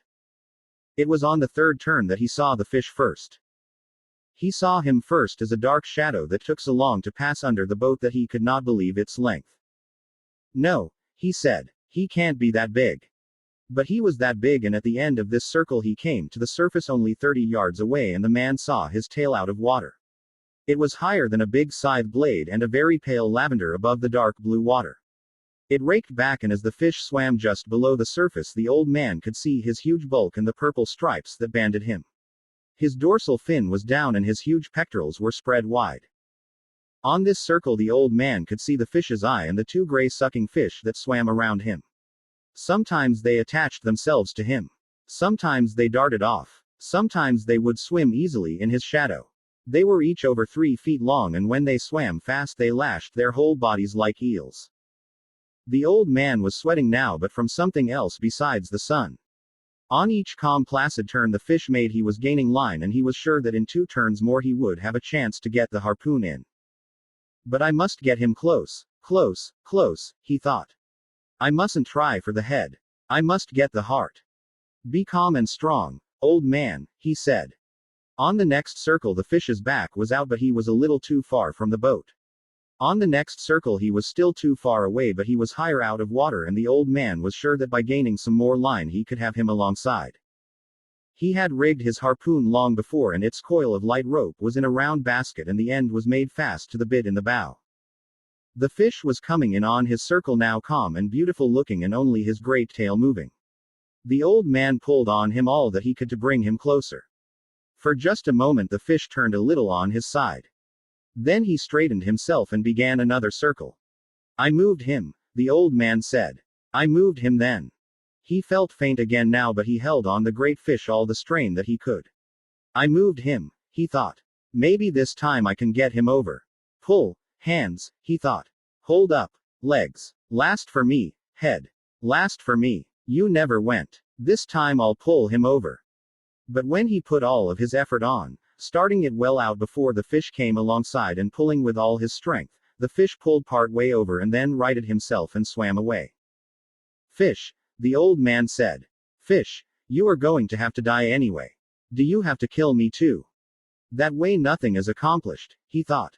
His mouth was too dry to speak but he could not reach for the water now. I must get him alongside this time, he thought. I am not good for many more turns. Yes you are, he told himself. You're good forever. On the next turn, he nearly had him. But again the fish righted himself and swam slowly away. You are killing me, fish, the old man thought. But you have a right to. Never have I seen a greater, or more beautiful, or a calmer or more noble thing than you, brother. Come on and kill me. I do not care who kills who. Now you are getting confused in the head, he thought. You must keep your head clear. Keep your head clear and know how to suffer like a man. Or a fish, he thought. Clear up, head, he said in a voice he could hardly hear. Clear up. Twice more it was the same on the turns. I do not know, the old man thought. He had been on the point of feeling himself go each time. I do not know, but I will try it once more. He tried it once more and he felt himself going when he turned the fish. The fish righted himself and swam off again slowly with the great tail weaving in the air. "I'll try it again," the old man promised, although his hands were mushy now and he could only see well in flashes. He tried it again and it was the same. So, he thought, and he felt himself going before he started, "I will try it once again." He took all his pain and what was left of his strength and his long-gone pride and he put it against the fish's agony and the fish came over onto his side and swam gently on his side, his bill almost touching the planking of the skiff and started to pass the boat, long, deep, wide, silver and barred with purple and interminable in the water. The old man dropped the line and put his foot on it and lifted the harpoon as high as he could and drove it down with all his strength, and more strength he had just summoned, into the fish's side just behind the great chest fin that rose high in the air to the altitude of the man's chest. He felt the iron go in and he leaned on it and drove it further and then pushed all his weight after it. Then the fish came alive, with his death in him, and rose high out of the water showing all his great length and width and all his power and his beauty. He seemed to hang in the air above the old man in the skiff. Then he fell into the water with a crash that sent spray over the old man and over all of the skiff. The old man felt faint and sick and he could not see well. But he cleared the harpoon line and let it run slowly through his raw hands and, when he could see, he saw the fish was on his back with his silver belly up. The shaft of the harpoon was projecting at an angle from the fish's shoulder and the sea was discoloring with the red of the blood from his heart. First it was dark as a shoal in the blue water that was more than a mile deep. Then it spread like a cloud. The fish was silvery and still and floated with the waves. The old man looked carefully in the glimpse of vision that he had. Then he took 2 turns of the harpoon line around the bit in the bow and laid his head on his hands. "Keep my head clear," he said against the wood of the bow. "I am a tired old man. But I have killed this fish which is my brother and now I must do the slave work. Now I must prepare the nooses and the rope to lash him alongside," he thought. "Even if we were 2 and swamped her to load him and bailed her out, this skiff would never hold him. I must prepare everything, then bring him in and lash him well and step the mast and set sail for home." He started to pull the fish in to have him alongside so that he could pass a line through his gills and out his mouth and make his head fast alongside the bow. "I want to see him," he thought, "and to touch and to feel him. He is my fortune," he thought. "But that is not why I wish to feel him. I think I felt his heart," he thought, "when I pushed on the harpoon shaft the second time. Bring him in now and make him fast and get the noose around his tail and another around his middle to bind him to the skiff. Get to work, old man," he said. He took a very small drink of the water. "There is very much slave work to be done now that the fight is over." He looked up at the sky and then out to his fish. He looked at the sun carefully. "It is not much more than noon," he thought. "And the trade wind is rising. The lines all mean nothing now. The boy and I will splice them when we are home. Come on, fish," he said. But the fish did not come. Instead he lay there wallowing now in the seas and the old man pulled the skiff up onto him. When he was even with him and had the fish's head against the bow he could not believe his size. But he untied the harpoon rope from the bit, passed it through the fish's gills and out his jaws, made a turn around his sword then passed the rope through the other gill, made another turn around the bill and knotted the double rope and made it fast to the bit in the bow. He cut the rope then and went astern to noose the tail. The fish had turned silver from his original purple and silver, and the stripes showed the same pale violet color as his tail. They were wider than a man's hand with his fingers spread and the fish's eye looked as detached as the mirrors in a periscope or as a saint in a procession. It was the only way to kill him, the old man said. He was feeling better since the water and he knew he would not go away and his head was clear. He's over 1,500 pounds the way he is, he thought. Maybe much more, if he dresses out 2/3 of that at 30 cents a pound. I need a pencil for that, he said. My head is not that clear. But I think the great DiMaggio would be proud of me today. I had no bone spurs. But the hands and the back hurt truly. I wonder what a bone spur is, he thought. Maybe we have them without knowing of it. He made the fish fast to bow and stern and to the middle thwart. He was so big it was like lashing a much bigger skiff alongside. He cut a piece of line and tied the fish's lower jaw against his bill so his mouth would not open and they would sail as cleanly as possible. Then he stepped the mast and, with the stick that was his gaff and with his boom rigged, the patched sail drew, the boat began to move, and half lying in the stern he sailed southwest. He did not need a compass to tell him where southwest was. He only needed the feel of the trade wind and the drawing of the sail. I better put a small line out with a spoon on it and try and get something to eat and drink for the moisture. But he could not find a spoon and his sardines were rotten. So he hooked a patch of yellow gulf weed with the gaff as they passed and shook it so that the small shrimps that were in it fell onto the planking of the skiff. There were more than a dozen of them and they jumped and kicked like sand fleas. The old man pinched their heads off with his thumb and forefinger and ate them, chewing up the shells and the tails. They were very tiny, but he knew they were nourishing and they tasted good. The old man still had 2 drinks of water in the bottle and he used half of one after he had eaten the shrimps. The skiff was sailing well considering the handicaps and he steered with the tiller under his arm. He could see the fish and he had only to look at his hands and feel his back against the stern to know that this had truly happened and was not a dream. At one time when he was feeling so badly toward the end, he had thought perhaps it was a dream. Then when he had seen the fish come out of the water and hang motionless in the sky before he fell, he was sure there was some great strangeness and he could not believe it. Then he could not see well, although now he saw as well as ever. Now he knew there was the fish and his hands and back were no dream. The hands cure quickly, he thought. I bled them clean and the salt water will heal them. The dark water of the true Gulf is the greatest healer that there is. All I must do is keep the head clear. The hands have done their work and we sail well. With his mouth shut and his tail straight up and down we sail like brothers. Then his head started to become a little unclear and he thought, is he bringing me in or am I bringing him in? If I were towing him behind there would be no question. Nor if the fish were in the skiff, with all dignity gone, there would be no question either. But they were sailing together lashed side by side and the old man thought, let him bring me in if it pleases him. I am only better than him through trickery and he meant me no harm. They sailed well and the old man soaked his hands in the salt water and tried to keep his head clear. There were high cumulus clouds and enough cirrus above them so that the old man knew the breeze would last all night. The old man looked at the fish constantly to make sure it was true.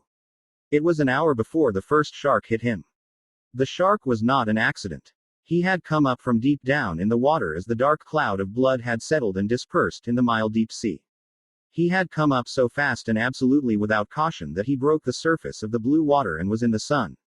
Then he fell back into the sea and picked up the scent and started swimming on the course the skiff and the fish had taken. Sometimes he lost the scent. But he would pick it up again, or have just a trace of it, and he swam fast and hard on the course. He was a very big mako shark built to swim as fast as the fastest fish in the sea and everything about him was beautiful except his jaws. His back was as blue as a swordfish's and his belly was silver and his hide was smooth and handsome. He was built as a swordfish except for his huge jaws which were tight shut now as he swam fast, just under the surface with his high dorsal fin knifing through the water without wavering. Inside the closed double lip of his jaws all of his 8 rows of teeth were slanted inwards. They were not the ordinary pyramid-shaped teeth of most sharks. They were shaped like a man's fingers when they are crisped like claws. They were nearly as long as the fingers of the old man and they had razor-sharp cutting edges on both sides.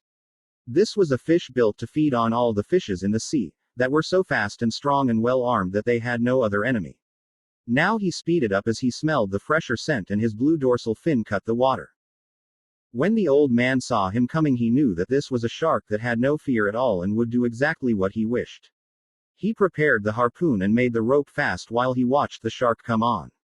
The rope was short as it lacked what he had cut away to lash the fish. The old man's head was clear and good now and he was full of resolution but he had little hope. It was too good to last, he thought. He took one look at the great fish as he watched the shark close in. It might as well have been a dream, he thought. I cannot keep him from hitting me but maybe I can get him. Dentuso, he thought. Bad luck to your mother.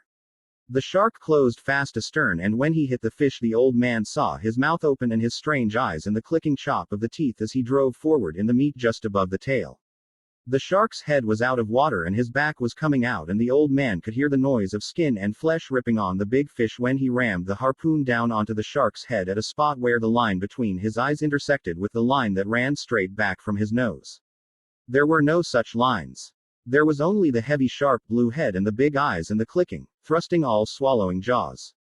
But that was the location of the brain and the old man hit it.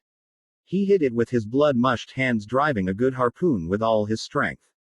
He hit it without hope but with resolution and complete malignancy. The shark swung over and the old man saw his eye was not alive, and then he swung over once again, wrapping himself in 2 loops of the rope. The old man knew that he was dead, but the shark would not accept it. Then, on his back, with his tail lashing and his jaws clicking, the shark plowed over the water as a speedboat does. The water was white where his tail beat it, and 3/4 of his body was clear above the water when the rope came taut, shivered, and then snapped. The shark lay quietly for a little while on the surface and the old man watched him. Then he went down very slowly. He took about 40 pounds, the old man said aloud. He took my harpoon too and all the rope, he thought, and now my fish bleeds again and there will be others. He did not like to look at the fish anymore since he had been mutilated. When the fish had been hit it was as though he himself were hit. But I killed the shark that hit my fish, he thought. And he was the biggest dentuso that I have ever seen. And God knows that I have seen big ones. It was too good to last, he thought. I wish it had been a dream now and that I had never hooked the fish and was alone in bed on the newspapers. But man is not made for defeat, he said. A man can be destroyed but not defeated. I am sorry that I killed the fish though, he thought. Now the bad time is coming and I do not even have the harpoon.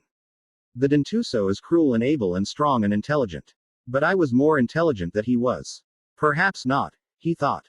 Perhaps I was only better armed. Don't think, old man, he said aloud. Sail on this course and take it when it comes. But I must think, he thought. Because it is all I have left. That and baseball. I wonder how the great DiMaggio would have liked the way I hit him in the brain. It was no great thing, he thought. Any man could do it. But do you think my hands were as great a handicap as the bone spurs? I cannot know. I never had anything wrong with my heel except the time the stingray stung it when I stepped on him when swimming and paralyzed the lower leg and made the unbearable pain.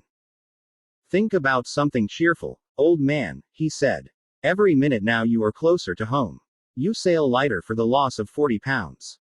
He knew quite well the pattern of what could happen when he reached the inner part of the current. But there was nothing to be done now. Yes, there is, he said aloud. I can lash my knife to the butt of one of the oars. So he did that with the tiller under his arm and the sheet of the sail under his foot. Now, he said, I am still an old man. But I am not unarmed. The breeze was fresh now and he sailed on well. He watched only the forward part of the fish and some of his hope returned. It is silly not to hope, he thought. Besides, I believe it is a sin. Do not think about sin, he thought. There are enough problems now without sin. Also, I have no understanding of it. I have no understanding of it and I am not sure that I believe in it. Perhaps it was a sin to kill the fish. I suppose it was, even though I did it to keep me alive and feed many people. But then everything is a sin. Do not think about sin. It is much too late for that and there are people who are paid to do it. Let them think about it. You were born to be a fisherman as the fish was born to be a fish. San Pedro was a fisherman as was the father of the great DiMaggio. But he liked to think about all things that he was involved in, and since there was nothing to read and he did not have a radio, he thought much and he kept on thinking about sin. You did not kill the fish only to keep alive and to sell for food, he thought. You killed him for pride and because you are a fisherman. You loved him when he was alive and you loved him after. You love him. It is not a sin to kill him. Or is it more? You think too much, old man, he said aloud. But you enjoyed killing the dentuso, he thought. He lives on the live fish as you do. He is not a scavenger nor just a moving appetite as some sharks are. He is beautiful and noble and knows no fear of anything. I killed him in self-defense, the old man said aloud. And I killed him well. Besides, he thought, everything kills everything else in some way. Fishing kills me exactly as it keeps me alive. The boy keeps me alive, he thought. I must not deceive myself too much. He leaned over the side and pulled loose a piece of the meat of the fish where the shark had cut him. He chewed it and noted its quality and its good taste. It was firm and juicy, like meat, but it was not red. There was no stringiness in it and he knew that it would bring the highest price in the market. But there was no way to keep its scent out of the water and the old man knew that a very bad time was coming. The breeze was steady. It had backed a little further into the northeast and he knew that meant that it would not fall off. The old man looked ahead of him but he could see no sails nor could he see the hull nor the smoke of any ship. There were only the flying fish that went up from his bow sailing away to either side and the yellow patches of Gulf weed. He could not even see a bird. He had sailed for 2 hours, resting in the stern and sometimes chewing a bit of the meat from the marlin, trying to rest and to be strong, when he saw the first of the 2 sharks. He said aloud. There is no translation for this word, and perhaps it is just a noise such as a man might make, involuntarily, feeling the nail go through his hands and into the wood. Galanos, he said aloud. He had seen the second fin now coming up behind the first and had identified them as shovel-nosed sharks by the brown, triangular fin and the sweeping movements of the tail. They had the scent and were excited, and in the stupidity of their great hunger they were losing and finding the scent in their excitement. But they were closing all the time. The old man made the sheet fast and jammed the tiller. Then he took up the oar with the knife lashed to it. He lifted it as lightly as he could because his hands rebelled at the pain. Then he opened and closed them on it lightly to loosen them. He closed them firmly so they would take the pain now and would not flinch, and watched the sharks come. He could see their wide, flattened, shovel-pointed heads now and their white-tipped wide pectoral fins. They were hateful sharks, bad-smelling, scavengers as well as killers, and when they were hungry they would bite at an oar or the rudder of a boat. It was these sharks that would cut the turtles' legs and flippers off when the turtles were asleep on the surface, and they would hit a man in the water, if they were hungry, even if the man had no smell of fish blood nor of fish slime on him. The old man said. Galanos. Come on, Galanos. They came. But they did not come as the Mako had come. One turned and went out of sight under the skiff, and the old man could feel the skiff shake as he jerked and pulled on the fish. The other watched the old man with his slitted yellow eyes and then came in fast with his half-circle of jaws wide to hit the fish where he had already been bitten. The line showed clearly on the top of his brown head and back where the brain joined the spinal cord, and the old man drove the knife on the oar into the juncture, withdrew it, and drove it in again into the shark's yellow cat-like eyes. The shark let go of the fish and slid down, swallowing what he had taken as he died. The skiff was still shaking with the destruction the other shark was doing to the fish, and the old man let go the sheet so that the skiff would swing broadside and bring the shark out from under. When he saw the shark he leaned over the side and punched at him. He hit only meat and the hide was set hard and he barely got the knife in. The blow hurt not only his hands but his shoulder too. But the shark came up fast with his head out, and the old man hit him squarely in the center of his flat-topped head as his nose came out of water and lay against the fish. The old man withdrew the blade and punched the shark exactly in the same spot again. He still hung to the fish with his jaws hooked, and the old man stabbed him in his left eye. The shark still hung there. No, the old man said, and he drove the blade between the vertebrae and the brain. It was an easy shot now, and he felt the cartilage sever. The old man reversed the oar and put the blade between the shark's jaws to open them. He twisted the blade, and as the shark slid loose he said, "Go on, Galano. Slide down a mile deep. Go see your friend, or maybe it's your mother."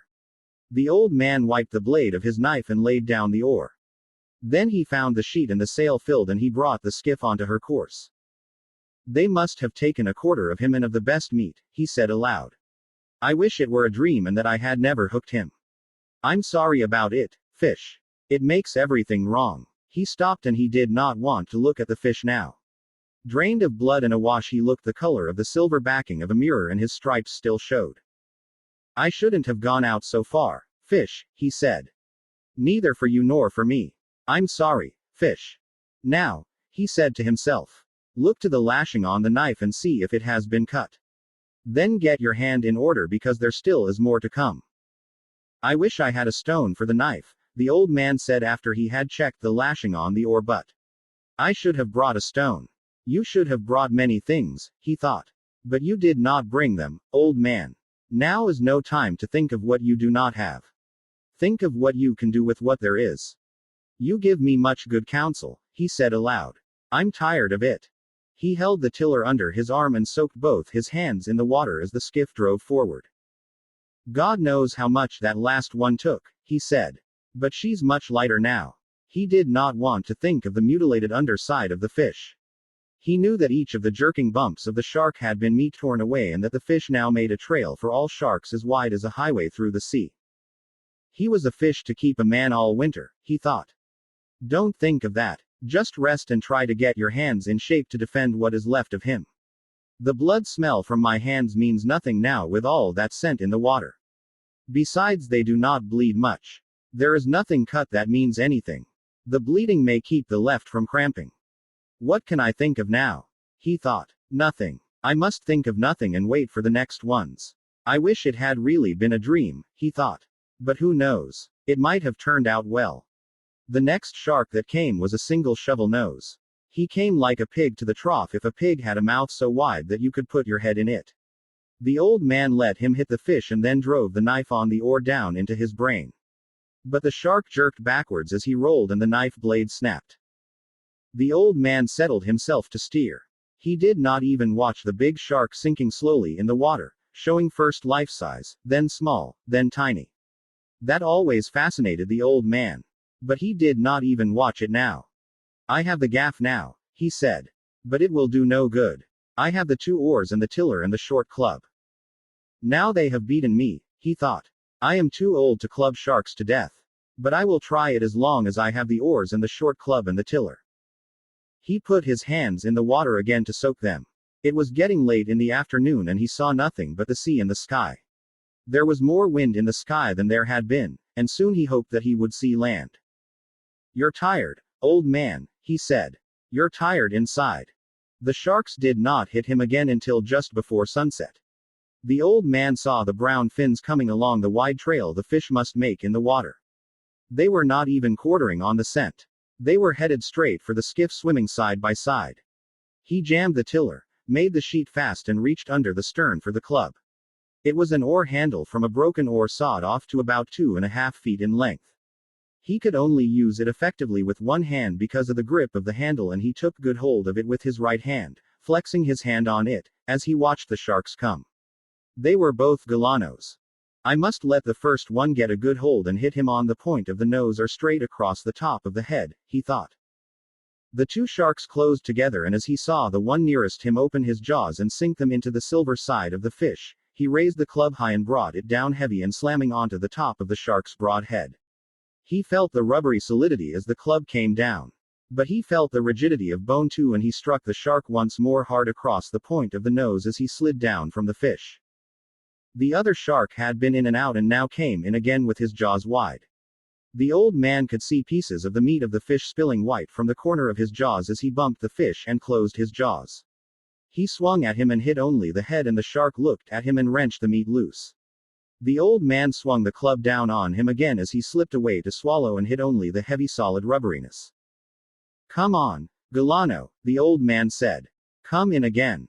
The shark came in a rush and the old man hit him as he shut his jaws. He hit him solidly and from as high up as he could raise the club. This time he felt the bone at the base of the brain and he hit him again in the same place while the shark tore the meat loose sluggishly and slid down from the fish. The old man watched for him to come again but neither shark showed. Then he saw one on the surface swimming in circles. He did not see the fin of the other. I could not expect to kill them, he thought. I could have in my time. But I have hurt them both badly and neither one can feel very good. If I could have used a bat with 2 hands I could have killed the first one surely. Even now, he thought. He did not want to look at the fish. He knew that half of him had been destroyed. The sun had gone down while he had been in the fight with the sharks. It will be dark soon, he said. Then I should see the glow of Havana. If I am too far to the eastward I will see the lights of one of the new beaches. I cannot be too far out now, he thought. I hope no one has been too worried. There is only the boy to worry, of course. But I am sure he would have confidence. Many of the older fishermen will worry. Many others too, he thought. I live in a good town. He could not talk to the fish anymore because the fish had been ruined too badly. Then something came into his head. Half fish, he said. Fish that you were. I am sorry that I went too far out. I ruined us both. But we have killed many sharks, you and I, and ruined many others. How many did you ever kill, old fish? You do not have that spear on your head for nothing. He liked to think of the fish and what he could do to a shark if he were swimming free. I should have chopped the bill off to fight them with, he thought. But there was no hatchet and then there was no knife. But if I had, and could have lashed it to an oar butt, what a weapon. Then we might have fought them together. What will you do now if they come in the night? What can you do? Fight them, he said. I'll fight them until I die. But in the dark now and no glow showing and no lights and only the wind and the steady pull of the sail, he felt that perhaps he was already dead. He put his two hands together and felt the palms. They were not dead and he could bring the pain of life by simply opening and closing them. He leaned his back against the stern and knew he was not dead. His shoulders told him. I have all those prayers I promised if I caught the fish, he thought. But I am too tired to say them now. I better get the sack and put it over my shoulders. He lay in the stern and steered and watched for the glow to come in the sky. I have half of him, he thought. Maybe I'll have the luck to bring the forward half in. I should have some luck. No, he said. You violated your luck when you went too far outside. Don't be silly, he said aloud. And keep awake and steer. You may have much luck yet. I'd like to buy some if there's any place they sell it, he said. What could I buy it with? He asked himself. Could I buy it with a lost harpoon and a broken knife and two bad hands? You might, he said. You tried to buy it with 84 days at sea. They nearly sold it to you too. I must not think nonsense, he thought. Luck is a thing that comes in many forms and who can recognize her? I would take some though in any form and pay what they asked. I wish I could see the glow from the lights, he thought. I wish too many things. But that is the thing I wish for now. He tried to settle more comfortably to steer and from his pain he knew he was not dead. He saw the reflected glare of the lights of the city at what must have been around 10 o'clock at night. They were only perceptible at first as the light is in the sky before the moon rises. Then they were steady to see across the ocean which was rough now with the increasing breeze. He steered inside of the glow and he thought that now, soon, he must hit the edge of the stream. Now it is over, he thought. They will probably hit me again. But what can a man do against them in the dark without a weapon? He was stiff and sore now and his wounds and all of the strained parts of his body hurt with the cold of the night. I hope I do not have to fight again, he thought.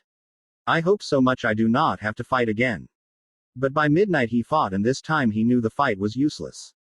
They came in a pack and he could only see the lines in the water that their fins made and their phosphorescence as they threw themselves on the fish. He clubbed at heads and heard the jaws chop and the shaking of the skiff as they took hold below. He clubbed desperately at what he could only feel and hear and he felt something seize the club and it was gone. He jerked the tiller free from the rudder and beat and chopped with it, holding it in both hands and driving it down again and again. But they were up to the bow now and driving in one after the other and together, tearing off the pieces of meat that showed glowing below the sea as they turned to come once more. One came, finally, against the head itself and he knew that it was over. He swung the tiller across the shark's head where the jaws were caught in the heaviness of the fish's head which would not tear. He swung it once and twice and again. He heard the tiller break and he lunged at the shark with the splintered butt. He felt it go in and knowing it was sharp he drove it in again. The shark let go and rolled away. That was the last shark of the pack that came. There was nothing more for them to eat. The old man could hardly breathe now and he felt a strange taste in his mouth. It was coppery and sweet and he was afraid of it for a moment. But there was not much of it. He spat into the ocean and said, "Eat that, Galanos. And make a dream you've killed a man." He knew he was beaten now finally and without remedy and he went back to the stern and found the jagged end of the tiller would fit in the slot of the rudder well enough for him to steer. He settled the sack around his shoulders and put the skiff on her course. He sailed lightly now and he had no thoughts nor any feelings of any kind. He was past everything now and he sailed the skiff to make his home port as well and as intelligently as he could. In the night sharks hit the carcass as someone might pick up crumbs from the table. The old man paid no attention to them and did not pay any attention to anything except steering. He only noticed how lightly and how well the skiff sailed now there was no great weight beside her. She's good, he thought. She is sound and not harmed in any way except for the tiller. That is easily replaced. He could feel he was inside the current now and he could see the lights of the beach colonies along the shore. He knew where he was now and it was nothing to get home. The wind is our friend, anyway, he thought. Then he added, sometimes. And the great sea with our friends and our enemies. And bed, he thought. Bed is my friend. Just bed, he thought. Bed will be a great thing. It is easy when you are beaten, he thought. I never knew how easy it was. And what beat you, he thought. Nothing, he said aloud. I went out too far. When he sailed into the little harbor, the lights of the terrace were out and he knew everyone was in bed. The breeze had risen steadily and was blowing strongly now. It was quiet in the harbor though, and he sailed up onto the little patch of shingle below the rocks. There was no one to help him, so he pulled the boat up as far as he could. Then he stepped out and made her fast to a rock. He unstepped the mast and furled the sail and tied it. Then he shouldered the mast and started to climb. It was then he knew the depth of his tiredness. He stopped for a moment and looked back and saw in the reflection from the street light the great tail of the fish standing up well behind the skiff's stern. He saw the white naked line of his backbone and the dark mass of the head with the projecting bill and all the nakedness between. He started to climb again, and at the top he fell and lay for some time with the mast across his shoulder. He tried to get up, but it was too difficult, and he sat there with the mast on his shoulder and looked at the road. A cat passed on the far side going about its business, and the old man watched it. Then he just watched the road. Finally he put the mast down and stood up. He picked the mast up and put it on his shoulder and started up the road. He had to sit down 5 times before he reached his shack. Inside the shack he leaned the mast against the wall. In the dark he found a water bottle and took a drink. Then he lay down on the bed. He pulled the blanket over his shoulders and then over his back and legs, and he slept face down on the newspapers with his arms out straight and the palms of his hands up. He was asleep when the boy looked in the door in the morning. It was blowing so hard that the drifting boats would not be going out, and the boy had slept late and then come to the old man's shack as he had come each morning. The boy saw that the old man was breathing, and then he saw the old man's hands and he started to cry. He went out very quietly to go to bring some coffee, and all the way down the road he was crying. Many fishermen were around the skiff looking at what was lashed beside it, and one was in the water, his trousers rolled up, measuring the skeleton with a length of line. The boy did not go down. He had been there before, and one of the fishermen was looking after the skiff for him. "How is he?" one of the fishermen shouted. "Sleeping," the boy called. He did not care that they saw him crying. Let no one disturb him. He was 18 feet from nose to tail, the fisherman who was measuring him called. "I believe it," the boy said. He went into the terrace and asked for a can of coffee. "Hot and with plenty of milk and sugar in it." "Anything more?" "No. Afterwards I will see what he can eat." What a fish it was, the proprietor said. "There has never been such a fish. Those were 2 fine fish you took yesterday too." "Damn my fish," the boy said, and he started to cry again. "Do you want a drink of any kind?" the proprietor asked. "No," the boy said. "Tell them not to bother Santiago. I'll be back. Tell him how sorry I am." "Thanks," the boy said. The boy carried the hot can of coffee up to the old man's shack and sat by him until he woke. Once it looked as though he were waking. But he had gone back into heavy sleep, and the boy had gone across the road to borrow some wood to heat the coffee. Finally the old man woke. "Don't sit up," the boy said. "Drink this." He poured some of the coffee in a glass. The old man took it and drank it. "They beat me, Manilin," he said. "They truly beat me." "He didn't beat you. Not the fish." "No, truly. It was afterwards. Pedrico is looking after the skiff and the gear. What do you want done with the head?" "Let Pedrico chop it up to use in fish traps." "And the spear?" "You keep it if you want it." "I want it," the boy said. "Now we must make our plans about the other things." "Did they search for me?" "Of course. With Coast Guard and with planes. The ocean is very big and a skiff is small and hard to see," the old man said. He noticed how pleasant it was to have someone to talk to instead of speaking only to himself and to the sea. "I missed you," he said. "What did you catch?" "One the first day. One the second and 2 the third." "Very good. Now we fish together again." "No. I am not lucky. I am not lucky anymore." "The hell with luck," the boy said. "I'll bring the luck with me." "What will your family say?" "I do not care. I caught 2 yesterday. But we will fish together now, for I still have much to learn. We must get a good killing lance and always have it on board. You can make the blade from a spring leaf from an old Ford. We can grind it in Guanabacoa. It should be sharp and not tempered so it will break. My knife broke. I'll get another knife and have the spring ground. How many days of heavy brisa have we?" "Maybe 3. Maybe more." "I will have everything in order," the boy said. You get your hands well, old man. I know how to care for them. In the night I spat something strange and felt something in my chest was broken. Get that well too, the boy said. Lie down, old man, and I will bring you your clean shirt. And something to eat. Bring any of the papers of the time that I was gone, the old man said. You must get well fast, for there is much that I can learn and you can teach me everything. How much did you suffer? Plenty, the old man said. I'll bring the food and the papers, the boy said. Rest well, old man. I will bring stuff from the drug store for your hands. Don't forget to tell Pedrico the head is his. No, I will remember. As the boy went out the door and down the worn coral rock road, he was crying again. That afternoon there was a party of tourists at the terrace, and looking down in the water among the empty beer cans and dead barracudas, a woman saw a great long white spine with a huge tail at the end that lifted and swung with the tide while the east wind blew a heavy steady sea outside the entrance to the harbor. What's that? She asked a waiter and pointed to the long backbone of the great fish that was now just garbage waiting to go out with the tide. Tiburon, the waiter said, a shark. He was meaning to explain what had happened. I didn't know sharks had such handsome, beautifully formed tails. I didn't either, her male companion said. Up the road, in his shack, the old man was sleeping again. He was still sleeping on his face, and the boy was sitting by him watching him. The old man was dreaming about the lions.